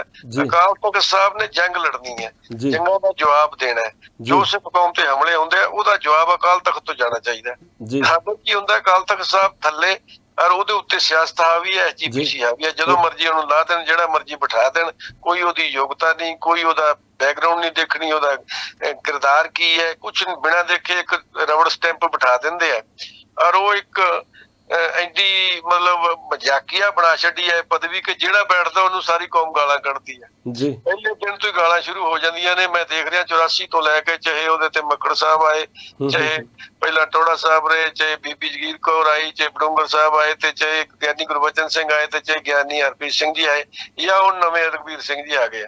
ਉਹ ਸਿਰਫ ਉਹ ਇੱਕ ਸਟੈਚੂ ਬਿਠਾ ਦਿੰਦੇ ਆ ਗਾਲਾਂ ਲੈਣ ਲਈ। ਚੱਲੀ ਜਾ ਰਿਹਾ, ਇਹ ਪੋਸਟ ਨੂੰ ਇਹਨਾਂ ਨੇ ਉਹ ਕਰ ਦਿੱਤਾ। ਜੀ ਜੀ ਤੇ ਵਾਕਈ ਤੁਸੀਂ ਜਿਹੜੀ ਗੱਲ ਕਰ ਰਹੇ ਹੋ, ਮੈਨੂੰ ਲੱਗਦਾ ਕਿ ਉਹਦੀ ਵਜ੍ਹਾ ਵੀ ਇਹੀ ਹੈਗੀ ਆ ਵੀ ਗਾਲਾਂ ਸੁਣਨੀਆਂ ਪੈਂਦੀਆਂ ਨੇ। ਵੈਸੇ ਤਾਂ ਜਦੋਂ ਨਾ ਲਫ਼ਜ਼ ਗਾਲਾਂ ਆਉਂਦਾ ਹੈਗਾ ਵਿਰਕ ਸਾਹਿਬ, ਮੈਨੂੰ ਬਹੁਤ ਜ਼ਿਆਦਾ ਤਕਲੀਫ ਹੁੰਦੀ ਆ ਵੀ ਇੱਕ ਸਿੱਖ ਜਿਹੜਾ ਹੈਗਾ ਦੂਏ ਸਿੱਖ ਨੂੰ ਗਾਲ ਸਕਦੇ ਜਥੇਦਾਰ ਬਾਰੇ ਕੀ ਲਿਖ ਰਹੇ ਆ, ਕੀ ਬੋਲ ਰਹੇ ਆ, ਇਹ ਚੀਜ਼ ਇੱਕ ਸਿੱਖ ਕੌਮ ਨੂੰ ਵੱਡੀ ਢਾਲ ਆਈ ਹੈ। ਪਰ ਮੈਨੂੰ ਲੱਗਦਾ ਕਿ ਉਹ ਸ਼ਾਇਦ ਸਿੱਖਾਂ ਦੇ ਮਨਾਂ 'ਚ ਗੁੱਸਾ ਜਾਂ ਰੋਸ ਇਸ ਗੱਲ ਦਾ ਹੁੰਦਾ ਹੈਗਾ ਕਿ ਉਹ ਜਿਹਦੀ ਜੇਬ ਦੇ ਵਿੱਚੋਂ ਨਿਕਲਦੇ ਆ, ਜਾਂ ਜਿਹੜੇ ਲੋਕ ਆਪਣੀ ਜੇਬ 'ਚੋਂ ਕੱਢ ਕੇ, ਜਿੱਦਾਂ ਤੁਸੀਂ ਆਖਿਆ ਕਿ ਰਬੜ ਦੀ ਸਟੈਂਪ ਵਾਂਗ ਬਹਾਉਂਦੇ ਆ, ਸ਼ਾਇਦ ਇਸੇ ਕਰਕੇ ਹੀ ਸਿੱਖ ਕੌਮ ਨੂੰ ਰੋਹ ਤੇ ਗੁੱਸਾ ਹੁੰਦਾ ਹੈਗਾ। ਜੇ ਵਾਕਈ ਪੰਥ ਪ੍ਰਵਾਨਿਤ ਹੋਣ, ਜਿੱਦਾਂ ਸਰਬੱਤ ਖਾਲਸੇ ਦੇ ਵਿੱਚ ਚੱਬੇ ਦੀ ਧਰਤੀ ਤੇ ਚੁਣਿਆ ਗਿਆ ਜਥੇਦਾਰ ਸ਼੍ਰੀ ਅਕਾਲ ਤਖਤ ਸਾਹਿਬ ਭਾਈ ਜਗਤਾਰ ਸਿੰਘ ਹਵਾਰਾ, ਤੁਸੀਂ ਦੇਖੋ ਆਕਾਸ਼ ਗੁੰਜਾਊ ਨਾਰੇ ਗੂੰਜਦੇ ਆ। ਸੋ ਮੈਨੂੰ ਲੱਗਦਾ ਕਿ ਸ਼ਾਇਦ ਇਸੇ ਕਰਕੇ ਹੁੰਦਾ ਵੀ ਇੱਕ ਸਿਆਸੀ ਪਾਰਟੀ ਆਪਦੀ ਜੇਬ ਦੇ ਵਿੱਚੋਂ ਕੱਢਦੀ ਹੈ ਜਥੇਦਾਰ, ਸ਼ਾਇਦ ਇਸੇ ਕਰਕੇ ਉਹ ਗਾਲਾਂ ਵਾਲਾ ਮਾਹੌਲ ਜਾਂ ਸਾਰਾ। ਇੱਥੇ ਵੀ ਅਸੀਂ ਮਾਰ ਖਾ ਗਏ ਕਿ ਜਥੇਦਾਰ ਹਵਾਰਾ ਸਾਹਿਬ ਜੇਲ੍ਹ 'ਚ ਨੇ। ਜੀ ਜੀ ਜੀ ਜਥੇਦਾਰ ਕਾਰਜਕਾਰੀ ਬਣਾ ਲਏ, ਮੜ ਸਾਹਿਬ ਬਣਾ ਲਏ, ਦਾਦੂਵਾਲ ਸਾਹਿਬ ਬਣਾ ਲਏ, ਅਜਨਾਲਾ ਸਾਹਿਬ ਬਣਾ ਲਏ, ਔਰ ਉਹ ਤਿੰਨਾਂ ਦਾ ਵੀ ਕੀ ਸਵਾਗਤ ਕੀਤਾ ਕੌਮ ਨੇ, ਉਹ ਵੀ ਸਾਡੇ ਸਾਹਮਣੇ ਹੈ। ਸਾਹਮਣੇ ਹੈ ਜੀ ਜੀ।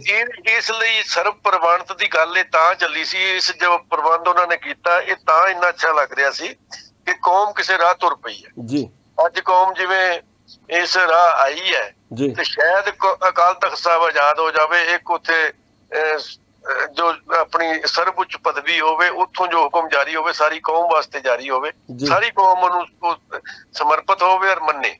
ਇਹ ਜੋ ਘਾਟ ਸਾਡੇ ਚ ਆ ਗਈ ਹੈ ਦੂਰ ਹੋ ਜਾਵੇ। ਇਹਦੇ ਲਈ ਇਹ ਜੋ ਇਕੱਠ ਹੈ ਜਿਹਦੇ ਚ ਜੋ ਮੈਨੂੰ ਇਹਦੇ ਚ ਕਮੀਆਂ ਲੱਗੀਆਂ ਕਿ ਇਹ ਇਕੱਠ ਅਧੂਰਾ ਸੀ। ਇਹਦੇ ਵਿੱਚ ਸਿੱਖ ਕੌਮ ਦੀਆਂ ਸਾਰੀਆਂ ਜਥੇਬੰਦੀਆਂ ਨੁਮਾਇੰਦੇ ਨਹੀਂ ਸੀਗੇ, ਸਿੱਖ ਬੁੱਧੀਜੀਵੀ ਇੰਟੈਲੈਕਚੁਅਲ ਇਤਿਹਾਸਕਾਰ ਨਹੀਂ ਸੀਗੇ, ਉਹ ਚਾਹੀਦੇ ਸੀਗੇ। ਇਹ ਦੁਬਾਰਾ ਹੋਣਾ ਚਾਹੀਦਾ ਏਦਾਂ ਇਕੱਠ, ਹਰ ਬੰਦੇ ਨੂੰ ਅਪੀਲ ਕਰਕੇ ਬੁਲਾਉਣਾ ਚਾਹੀਦਾ, ਆਪਣੇ ਵਿਚਾਰ ਦੇਵੇ। ਅਸੀਂ ਆਪਣੇ ਸੁਝਾਅ ਲਿਖ ਕੇ ਵੀ ਭੇਜੇ ਸੀ, ਨਹੀਂ ਪੜ੍ਹੇ ਗਏ, ਸਾਨੂੰ ਉੱਥੇ ਬੋਲਣ ਦਾ ਵੀ ਟਾਈਮ ਨਹੀਂ ਦਿੱਤਾ ਗਿਆ।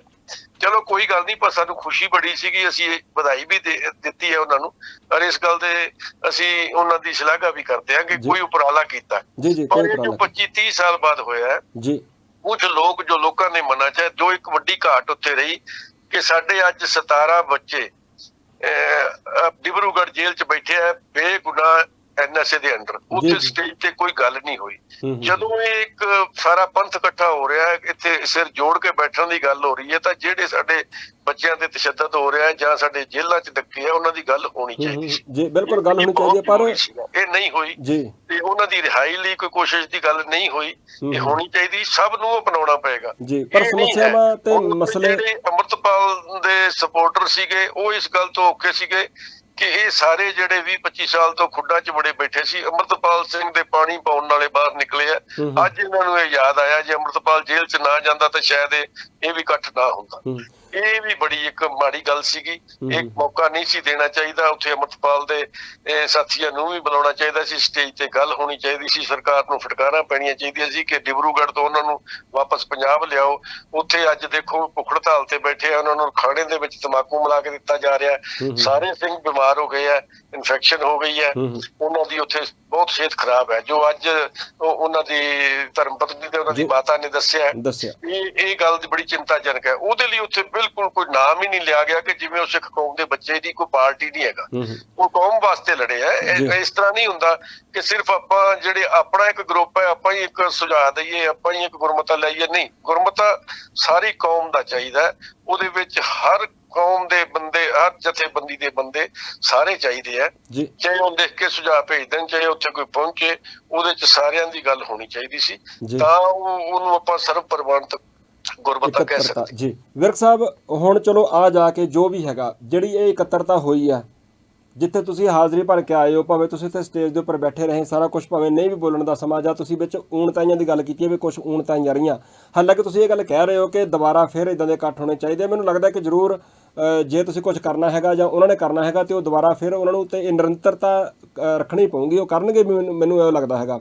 ਮੈਂ ਤੁਹਾਡੇ ਕੋਲ ਬਿਲਕੁਲ ਸਿੱਧਾ ਜਿਹਾ ਪੁੱਛਣਾ ਚਾਹੁੰਦਾ ਕਿ ਤੁਸੀਂ ਹੁਣ ਇਸ ਜਿਹੜਾ ਇਕੱਠ ਨੂੰ ਰੱਦ ਕਰਦਿਆਂ ਹੋਇਆ ਬਿਲਕੁਲ ਹੀ ਰੱਦ ਕਰ ਰਹੇ ਹੋ ਵੀ ਨਹੀਂ, ਵੀ ਕਾਂਟਾ ਆ ਸਾਡੇ ਵੱਲੋਂ, ਅਗਲੀ ਵਾਰੀ ਜੇ ਸੱਦਣਗੇ ਤਾਂ ਆਪਾਂ ਨਹੀਂ ਜੇ ਜਾਂਦੇ, ਜਾਂ ਤੁਹਾਨੂੰ ਲੱਗਦਾ ਕਿ ਨਹੀਂ, ਆਸ ਦੀ ਕਿਰਨ ਹੈਗੀ ਆ ਵੀ ਇਸ ਇਕੱਠ ਦੇ ਵਿੱਚੋਂ ਜਾਂ ਇਹ ਜਿਹੜੀ ਇਕੱਤਰਤਾ ਤੁਹਾਨੂੰ ਉਸ ਬੰਨੇ ਨੂੰ ਲੈ ਜਾਊਗੀ ਵੀ ਘੱਟੋ ਘੱਟ ਤਖਤ ਅਕਾਲ ਤਾਂ ਆਜ਼ਾਦ ਹੋ ਜਾਵੇ ਨਾ ਜੀ?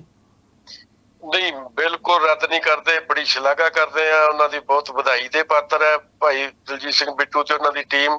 ਉਪਰਾਲਾ ਤਾਂ ਕੀਤਾ ਨਾ, ਜੀ ਅੱਜ 25-30 ਸਾਲ ਬਾਅਦ ਕੋਈ ਗੱਲ ਤਾਂ ਚੱਲੀ ਨਾ।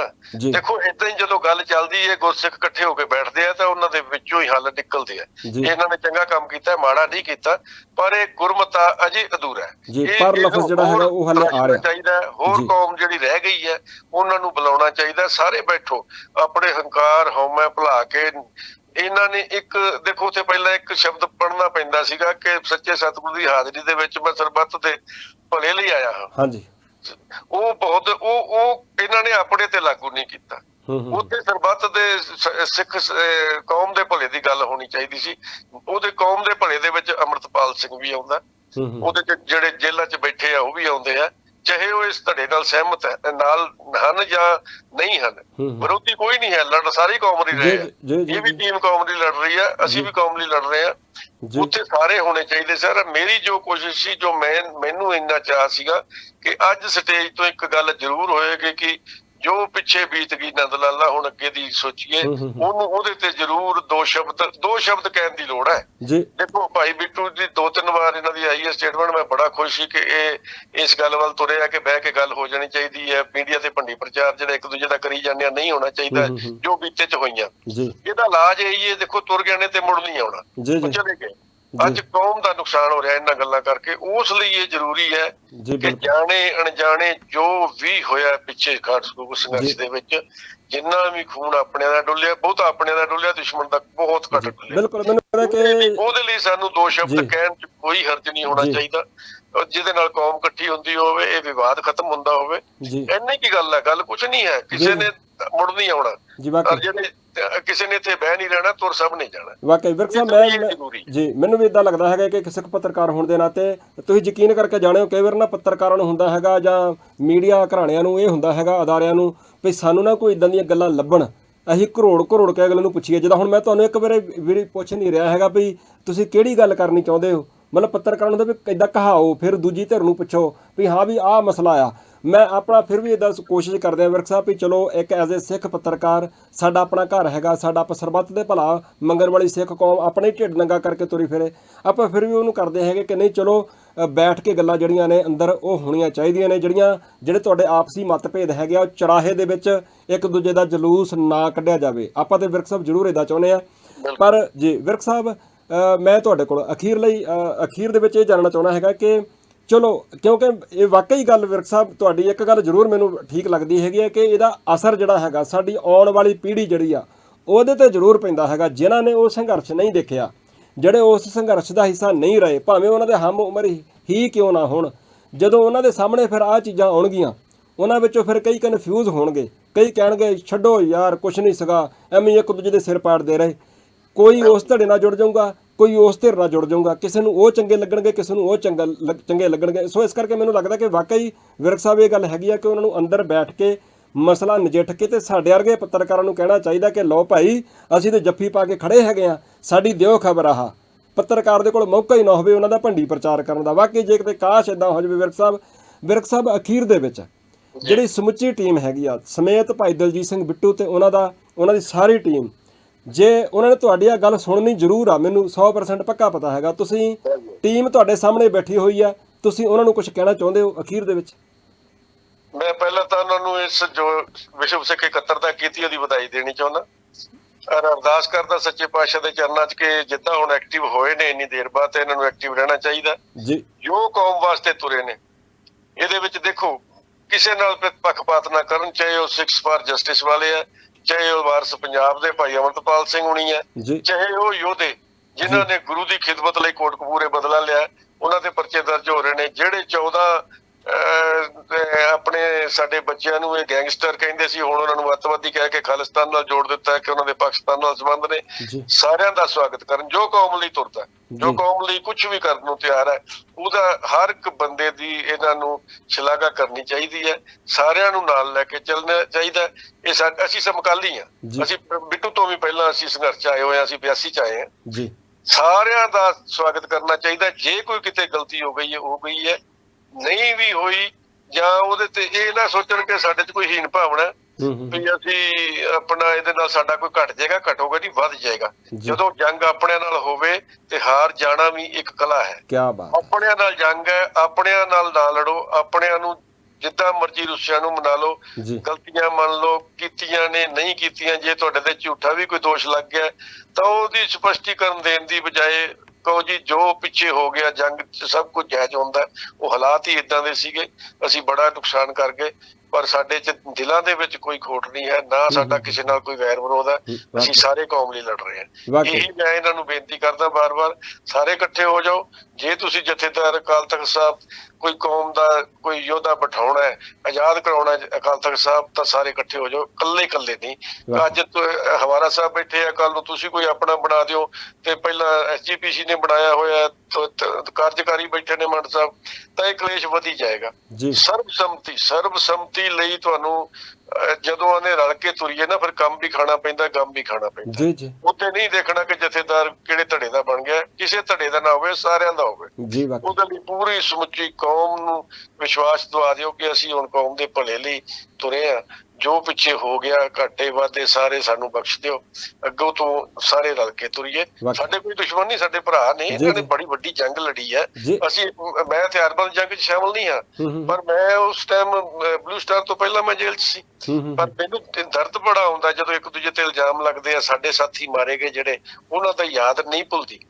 ਪਰ ਮੈਂ ਇਹ ਚਾਹੁੰਦਾ ਕਿ ਆਪਣਿਆਂ ਤੇ ਇਲਜ਼ਾਮਬਾਜ਼ੀ ਜਿਹੜੀ ਹੈ ਟੋਟਲੀ ਬੰਦ ਹੋ ਜਾਣੀ ਚਾਹੀਦੀ ਹੈ। ਮੈਂ ਜਿਹੜੇ ਆਲ ਇੰਡੀਆ ਸਿੱਖ ਸਟੂਡੈਂਟ ਫੈਡਰੇਸ਼ਨ ਦੇ ਭਾਈ ਸੰਧੂ ਦੇ ਸਾਥੀ ਨੇ, ਦੂਜੇ ਨੇ, ਉਹਨਾਂ ਨੂੰ ਵੀ ਇਹ ਬੇਨਤੀ ਕਰ ਦੇਣਾ ਚਾਹੁੰਦਾ ਕਿ ਟੋਟਲੀ ਮੀਡੀਆ ਤੇ ਬੰਦ ਕਰ ਦਿਓ। ਬਹੁਤ ਹੋ ਗਿਆ 2-2.5 ਸਾਲ ਤੋਂ। ਇਹ ਜਿੱਦਣ ਸ਼ੁਰੂ ਹੋਇਆ ਸੀ ਪਹਿਲੀ ਮੀਟਿੰਗ 2 ਦਿਨ ਚੱਲੀ ਸੀ, ਮੈਂ ਵਿੱਚ ਸੀਗਾ, ਪਰ ਮੈਂ ਉਦੋਂ ਵੀ ਇਹ ਗੱਲ ਕਹੀ ਸੀ ਕਿ ਕਿਸੇ ਤਰੀਕੇ ਭਾਈ ਬਿੱਟੂ ਨਾਲ ਬੈਠ ਕੇ ਉਹਨੂੰ 2 ਸ਼ਬਦ ਉਹ ਕਹਿ ਦਵੇ ਤੇ ਇਹਦੇ ਤੇ ਮਿੱਟੀ ਪਾ ਦੋ, ਇਹ ਗੱਲ ਨੂੰ ਜ਼ਿਆਦਾ ਨਾ ਵਧਾਈਏ। ਕੌਮ ਪਹਿਲਾਂ ਹੀ ਮਰੀ ਪਈ ਆ, ਸਾਡੇ ਪੱਲੇ ਕੱਖ ਨਹੀਂ ਰਿਹਾ। ਗੁਰੂ ਗ੍ਰੰਥ ਤੇ ਗੁਰੂ ਪੰਥ ਗਲੀਆਂ 'ਚ ਰੁਲ ਗਿਆ, ਸਾਡੀਆਂ ਸਿੱਖ ਸੰਸਥਾਵਾਂ ਦੇ ਟੁਕੜੇ ਹੋ ਗਏ ਨੇ, ਸਿੱਖ ਪੰਜਾਬ ਦੀਆਂ ਫਸਲਾਂ ਤੇ ਨਸਲਾਂ ਦੋਵਾਂ ਦੀ ਹੋਂਦ ਖਤਰੇ 'ਚ ਹੈ, ਤੇ ਅਸੀਂ ਆਪਣੀ ਲੜਾਈ ਲੜੀ ਜਾਂਦੇ ਆ। ਇਹਨੂੰ ਬੰਦ ਕਰ। ਵਾਕਈ ਆਹ ਜਿਹੜੀ ਤੁਹਾਡੀ ਗੱਲ ਆ ਵਿਰਕ ਸਾਹਿਬ, ਨਹੀਂ ਤਾਂ ਮੈਨੂੰ ਲੱਗਦਾ ਕਿ ਆਉਣ ਵਾਲੀਆਂ ਜਿਹੜੀਆਂ ਨਸਲਾਂ ਨੇ ਨਾ ਜੀ, ਨਵੀਂ ਇਹ ਤਾਂ ਹੈ ਨਹੀਂ ਪਈ ਸੰਘਰਸ਼ ਕਰਨਾ, ਨਵੀਂ ਪੀੜ੍ਹੀ ਨੇ ਛੱਡ ਦੇਣਾ ਹੈਗਾ। ਅੰਮ੍ਰਿਤਪਾਲ ਸਿੰਘ ਨਵਾਂ ਨੌਜਵਾਨ ਜੇ ਅੱਗੇ ਆਉਂਦਾ ਹੈਗਾ, ਮੈਨੂੰ ਲੱਗਦਾ ਕਿ ਉਹ ਫਿਰ ਇਹਨਾਂ ਨੂੰ ਛੱਡ ਦੇਣਗੇ ਪਿੱਛੇ। ਉਹ ਕਹਿਣਗੇ ਤੁਸੀਂ ਪਿੱਛੇ ਲੜੀ ਚਲੋ ਪਿੱਛੇ, ਅਸੀਂ ਤਾਂ ਆਪਣਾ ਅਗਾਂਹ ਲੱਗਿਆ ਨਵਾਂ ਤੁਰਨ। ਮੈਨੂੰ ਲੱਗਦਾ ਕਿ ਫਿਰ ਇਦਾਂ ਵੀ ਹੋ ਜਾਊਗੀ। ਪਰ ਵਾਕਈ ਵਿਰਕ ਸਾਹਿਬ, ਮੈਨੂੰ ਲੱਗਦਾ ਕਿ ਜ਼ਰੂਰ ਇਦਾਂ ਹੋਣਾ ਚਾਹੀਦਾ, ਖਾਸ ਕਰਕੇ ਅੱਜ ਉਹ ਸਮਾਂ ਜਦੋਂ ਅੱਜ ਪੂਰੀ ਸਿੱਖ ਕੌਮ, ਜਦੋਂ ਸਿੱਖ ਕੌਮ ਦੇ ਸੁਹਿਰਦ ਆਗੂ ਬਕਾਇਦਾ ਇਹ ਗੱਲ ਕਹਿ ਰਹੇ ਆ, ਬੀਤੇ ਦਿਨ ਤੁਸੀਂ ਵੀ ਆਖੀ ਸੀ ਗੱਲ, ਕਿ ਅੱਜ ਉਹ ਸਮਾਂ ਜਦੋਂ ਹਕੂਮਤਾਂ ਤੁਹਾਨੂੰ ਚੁਣ ਕੇ ਤੁਹਾਨੂੰ ਟਾਰਗੇਟ ਕਿਲਿੰਗ ਹੋ ਰਹੀ ਹੈ, ਜਦੋਂ ਆ ਕੈਨੇਡਾ ਦੇ ਵਿੱਚ ਹੋ ਰਿਹਾ ਹੈਗਾ, ਵੱਖ-ਵੱਖ ਥਾਵਾਂ ਦੇ ਉੱਪਰ ਜਦੋਂ ਇਦਾਂ ਦੇ ਹਾਲਾਤ ਬਣੇ ਹੋਏ ਹੋਣ, ਤਾਂ ਉਸ ਵੇਲੇ ਫਿਰ ਆਪਣੇ ਆਪਸ ਵਿੱਚ ਲੜਦੇ ਹੋਏ ਸ਼ੋਭਾ ਨਹੀਂ ਦਿੰਦੇ ਹੈਗੇ। ਵਿਰਕ ਸਾਹਿਬ, ਵਾਕਈ ਮੈਂ ਤੁਹਾਡੀ ਇਸ ਗੱਲ ਦੇ ਨਾਲ ਐਗਰੀ ਕਰਦਾ।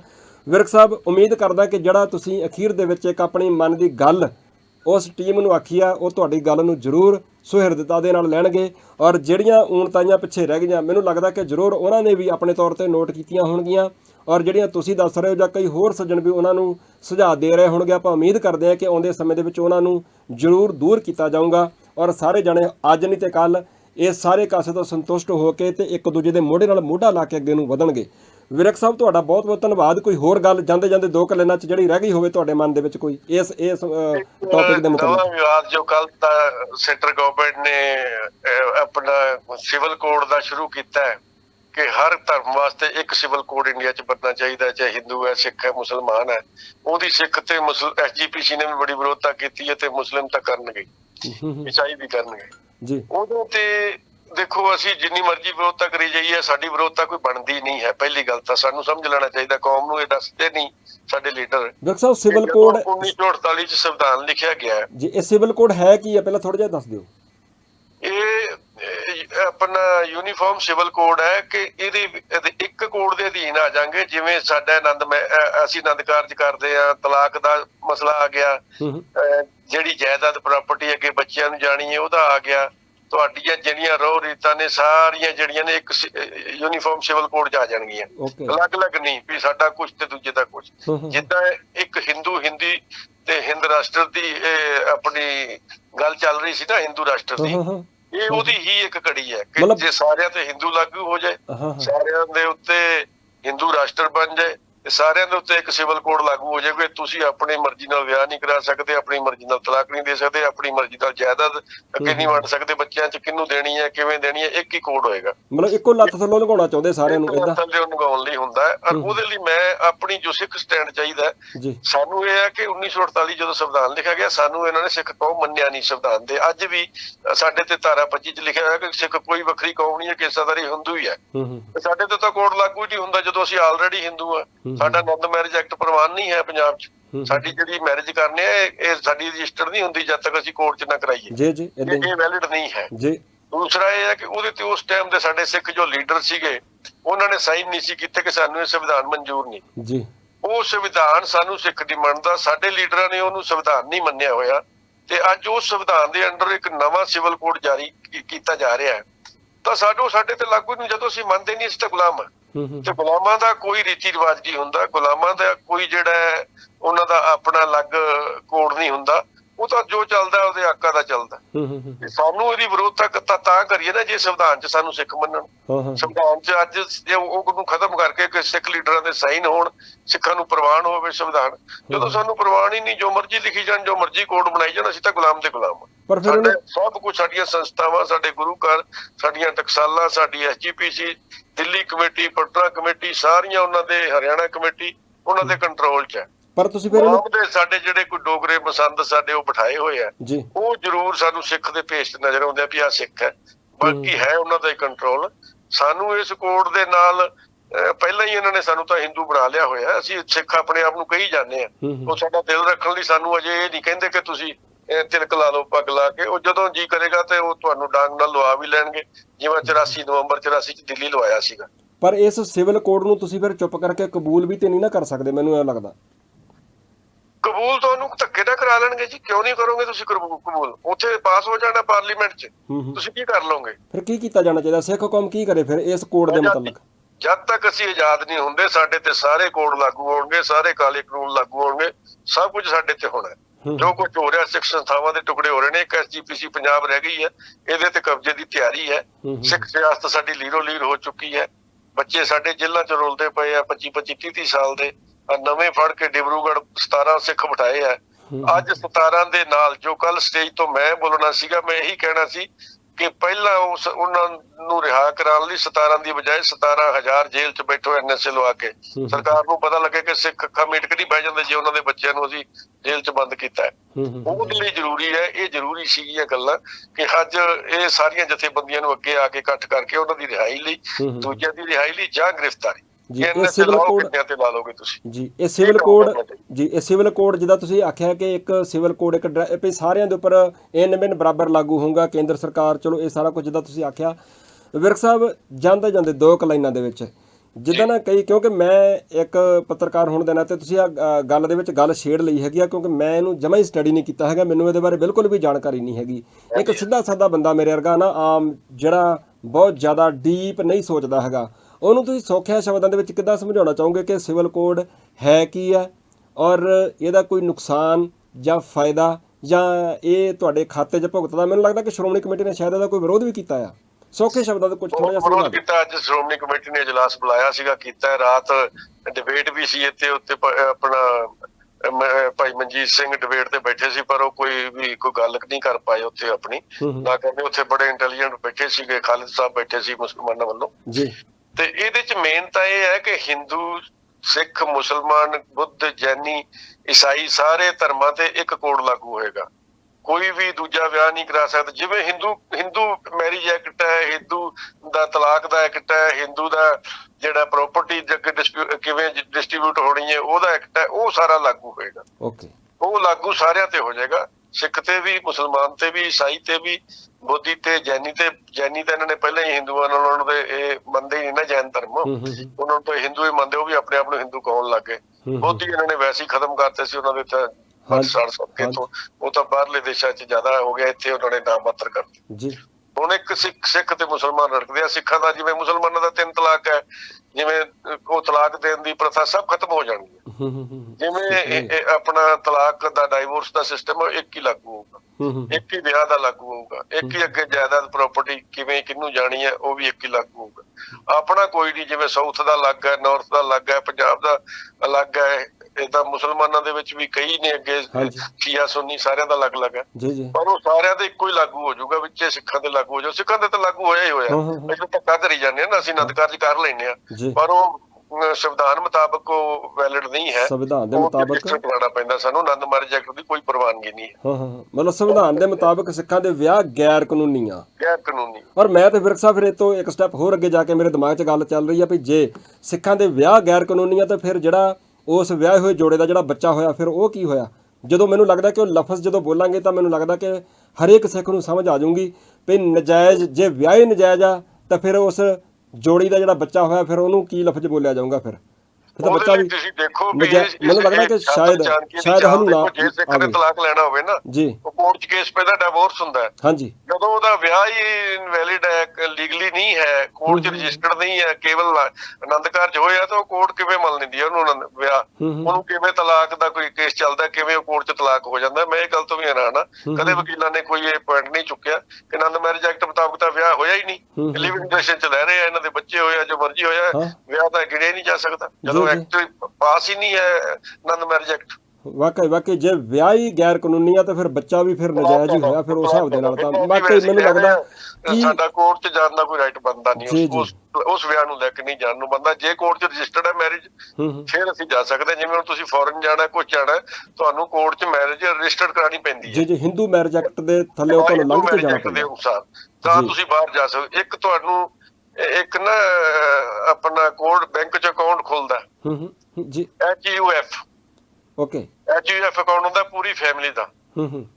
ਉਹ ਜਿਹੜਾ HUF ਦੀ ਫੁੱਲ ਫਾਰਮ ਕਦੇ ਨਹੀਂ ਦੱਸਦੇ, ਉਹ ਹਿੰਦੂ ਫੈਮਿਲੀ ਐਕਟ ਦੇ ਅਨੁਸਾਰ ਹੈ। ਤੁਹਾਨੂੰ ਬੈਂਕ 'ਚ ਲਿਖਣਾ ਪੈਂਦਾ ਕਿ ਹਿੰਦੂ ਫੈਮਿਲੀ, ਅਸੀਂ ਹਿੰਦੂ ਫੈਮਿਲੀ ਆ, ਸਾਡਾ ਕੋਈ HUF ਅਕਾਊਂਟ ਖੋਲ ਦਿਓ। ਉਹਦੇ 'ਚ ਕੋਈ ਨਹੀਂ ਸਿੱਖ SUF ਸਿੱਖ ਜਾਂ ਮੁਸਲਿਮ MUF ਨਹੀਂ ਹੈ, ਓਨਲੀ HUF ਹੈ, ਹਿੰਦੂ ਫੈਮਿਲੀ ਇੱਕ ਅਕਾਊਂਟ ਹੈ ਜਿਹਦੇ 'ਚ ਸਾਰੀ ਫੈਮਿਲੀ ਦਾ ਅਕਾਊਂਟ ਹੋਊ। ਉਹ ਵੀ ਕਦੇ ਕਿਸੇ ਨੇ ਨਹੀਂ ਚੱਕਿਆ। ਸਾਡੇ ਅੱਧੇ ਅਨਪੜ੍ਹ ਲੀਡਰ ਨੇ ਸਾਡੇ, ਇਹਨਾਂ ਨੂੰ ਪਤਾ ਹੀ ਨਹੀਂ ਹੈ ਕੁਝ। ਜੀ ਵਾਕਈ ਮੈਨੂੰ ਲੱਗਦਾ ਕਿ ਕਿੱਥੇ ਕੀ ਕਰ ਗਏ ਨੇ ਸਾਨੂੰ ਪਤਾ ਹੀ ਨਹੀਂ। ਵਾਕਈ ਵਿਰਕ ਸਾਹਿਬ, ਮੈਨੂੰ ਲੱਗਦਾ ਕਿ ਬੜੀਆਂ ਮਹੱਤਵਪੂਰਨ ਗੱਲਾਂ ਅਖੀਰ ਦੇ ਵਿੱਚ ਤੁਸੀਂ ਕਰ ਦਿੱਤੀਆਂ ਨੇ, ਇੱਕ ਆਨੰਦ ਕਾਰਜ ਦੇ ਸੰਬੰਧ ਵਿੱਚ ਔਰ ਦੂਜਾ ਸਿਵਲ ਕੋਡ ਦੇ ਸੰਬੰਧ ਵਿੱਚ। ਮੈਨੂੰ ਲੱਗਦਾ ਕਿ ਤੁਹਾਡੇ ਕਹਿਣ ਦਾ ਮਤਲਬ ਇਹ ਹੈਗਾ ਕਿ ਇਹਦਾ ਵਿਰੋਧ ਕਰਕੇ ਲੈਣਾ ਵੀ ਕੀ ਹੈਗਾ, ਐਵੇਂ એનર્ਜੀ ਵੇਸਟ ਕਰਨ ਵਾਲੀ ਗੱਲ ਆ ਬਈ ਆਪਣੇ ਆਪ ਨੂੰ, ਆਪਣੀ ਹੋਂਦ ਹਸਤੀ ਨੂੰ ਆਜ਼ਾਦ ਲਾਗੂ ਹੈ ਸਾਰਾ ਕੁਝ ਉਹਨਾਂ ਦਾ। ਜੀ ਆਜ਼ਾਦ ਹੋ ਗਏ। ਯੂਨਾਈਟਿਡ ਫੈਮਿਲੀ ਅਕਾਊਂਟ ਬੈਂਕ 'ਚ ਖਿਲਾਣ ਜਾ ਕੇ ਤੁਹਾਨੂੰ ਲਿਖ ਕੇ ਦੇਣਾ ਪੈਂਦਾ ਹਿੰਦੂ ਯੂਨਾਈਟਿਡ ਫੈਮਿਲੀ ਅਕਾਊਂਟ, ਨਾ ਸਿੱਖ ਯੂਨਾਈਟਿਡ ਫੈਮਿਲੀ ਅਕਾਊਂਟ ਜਾਂ ਮੁਸਲਿਮ ਯੂਨਾਈਟਿਡ ਫੈਮਿਲੀ HUF ਅਕਾਊਂਟ ਹੈ। ਕਿਸੇ ਬੈਂਕ 'ਚ ਕੋਈ ਪਤਾ ਕਰ ਲੈ, ਲੋਕ ਸੁਣ ਰਹੇ ਆ ਪੜ੍ਹੇ ਲਿਖੇ, ਪਤਾ ਕਰੋ ਜਾ ਕੇ ਬੈਂਕ 'ਚ ਖਿਲਾ ਕੇ ਦਿਖਾਓ ਵੀ ਸਿੱਖ ਯੂਨਾਈਟਿਡ ਫੈਮਿਲੀ ਅਕਾਊਂਟ ਖਿਲਾਣਾ ਜੀ, ਉਹ ਕਹਿਣਗੇ ਬਾਹਰ ਨਿਕਲ ਬੈਂਕ ਤੋਂ। ਕੀ ਬਾਤ ਹੈ ਜੀ ਵਿਰਕ ਸਾਹਿਬ, ਮੈਂ ਉਮੀਦ ਕਰਦਾ ਕਿ ਤੁਹਾਡੀਆਂ ਨਾਲ ਗੱਲਾਂ ਬਾਤਾਂ ਦਾ ਸਾਡੇ ਦਰਸ਼ਕਾਂ ਨੇ ਬਹੁਤ ਹੀ ਜ਼ਿਆਦਾ ਲਾਹਾ ਲਿਆ ਹੋਊਗਾ, ਔਰ ਮੈਂ ਵੱਧ ਤੋਂ ਵੱਧ ਸੱਜਣਾਂ ਨੂੰ ਬੇਨਤੀ ਕਰੂੰਗਾ ਕਿ ਤੁਸੀਂ ਇਸ ਵੀਡੀਓ ਨੂੰ, ਇਹਨਾਂ ਗੱਲਾਂ ਬਾਤਾਂ ਨੂੰ ਵੱਧ ਤੋਂ ਵੱਧ ਸ਼ੇਅਰ ਜ਼ਰੂਰ ਕਰੋ ਤਾਂ ਕਿ ਹਰੇਕ ਤੱਕ ਆਹ ਸਾਰੀ ਗੱਲਬਾਤ ਪਹੁੰਚੇ, ਹਰੇਕ ਦੀ ਜਾਣਕਾਰੀ ਵਿੱਚ ਹੋਵੇ। ਕਈ ਮੈਨੂੰ ਲੱਗਦਾ ਵਿਰਕ ਸਾਹਿਬ ਜਿਹੜੇ ਕਈ ਗਏ ਹੋਏ ਆ ਨਾ, ਉਹ ਲਫ਼ਜ਼ ਮੂਹਰੇ ਲਿਖਿਆ ਹੋਇਆ, ਉਹਨਾਂ ਨੂੰ ਵੀ ਸ਼ਾਇਦ ਹੋ ਸਕਦਾ ਕਈਆਂ ਨੂੰ ਨਾ ਪਤਾ ਹੋਵੇ ਵੀ ਅਸੀਂ ਕਿਸ ਲੱਤ ਦੇ ਥੱਲੇ ਲੰਘ ਕੇ ਆਏ ਹੋਏ ਹਾਂ ਬਾਹਰ ਵਿਦੇਸ਼ਾਂ 'ਚ। ਵਾਕਈ ਵਿਰਕ ਸਾਹਿਬ, ਤੁਹਾਡਾ ਬਹੁਤ ਬਹੁਤ ਧੰਨਵਾਦ। ਉਮੀਦ ਕਰਦੇ ਹਾਂ ਵਾਹਿਗੁਰੂ ਜੀ ਕਾ ਖਾਲਸਾ, ਵਾਹਿਗੁਰੂ ਜੀ ਕੀ ਫਤਿਹ। ਸੋ ਦਰਸ਼ਕੋ, ਤੁਹਾਡਾ ਵੀ ਬਹੁਤ ਬਹੁਤ ਧੰਨਵਾਦ। ਆਪਾਂ ਉਮੀਦ ਕਰਦੇ ਹਾਂ ਕਿ ਤੁਸੀਂ ਇਹ ਸਾਰੀ ਗੱਲਬਾਤ ਤੋਂ ਬਹੁਤ ਹੀ ਜ਼ਿਆਦਾ ਲਾਹਾ ਲਿਆ ਹੋਊਗਾ। ਤੁਸੀਂ ਕਮੈਂਟ ਕਰਕੇ ਦੱਸਿਓ ਕਿ ਤੁਹਾਨੂੰ ਸਾਰੀ ਗੱਲਬਾਤ ਕਿਹੋ ਜਿਹੀ ਲੱਗੀ। ਵੀਡੀਓ ਨੂੰ ਵੱਧ ਤੋਂ ਵੱਧ ਸ਼ੇਅਰ ਜ਼ਰੂਰ ਕਰ ਦਿਓ। ਸਾਡਾ ਚੈਨਲ ਆਪਣਾ ਸਾਂਝਾ ਪੰਜਾਬ, ਤੁਸੀਂ ਉਹਨੂੰ ਲਾਈਕ ਜ਼ਰੂਰ ਕਰ ਲਿਓ, ਸਬਸਕ੍ਰਾਈਬ ਜ਼ਰੂਰ ਕਰ ਲਿਓ। ਬਹੁਤ ਬਹੁਤ ਧੰਨਵਾਦ। ਵਾਹਿਗੁਰੂ ਜੀ ਕਾ ਖਾਲਸਾ, ਵਾਹਿਗੁਰੂ ਜੀ ਕੀ ਫਤਿਹ।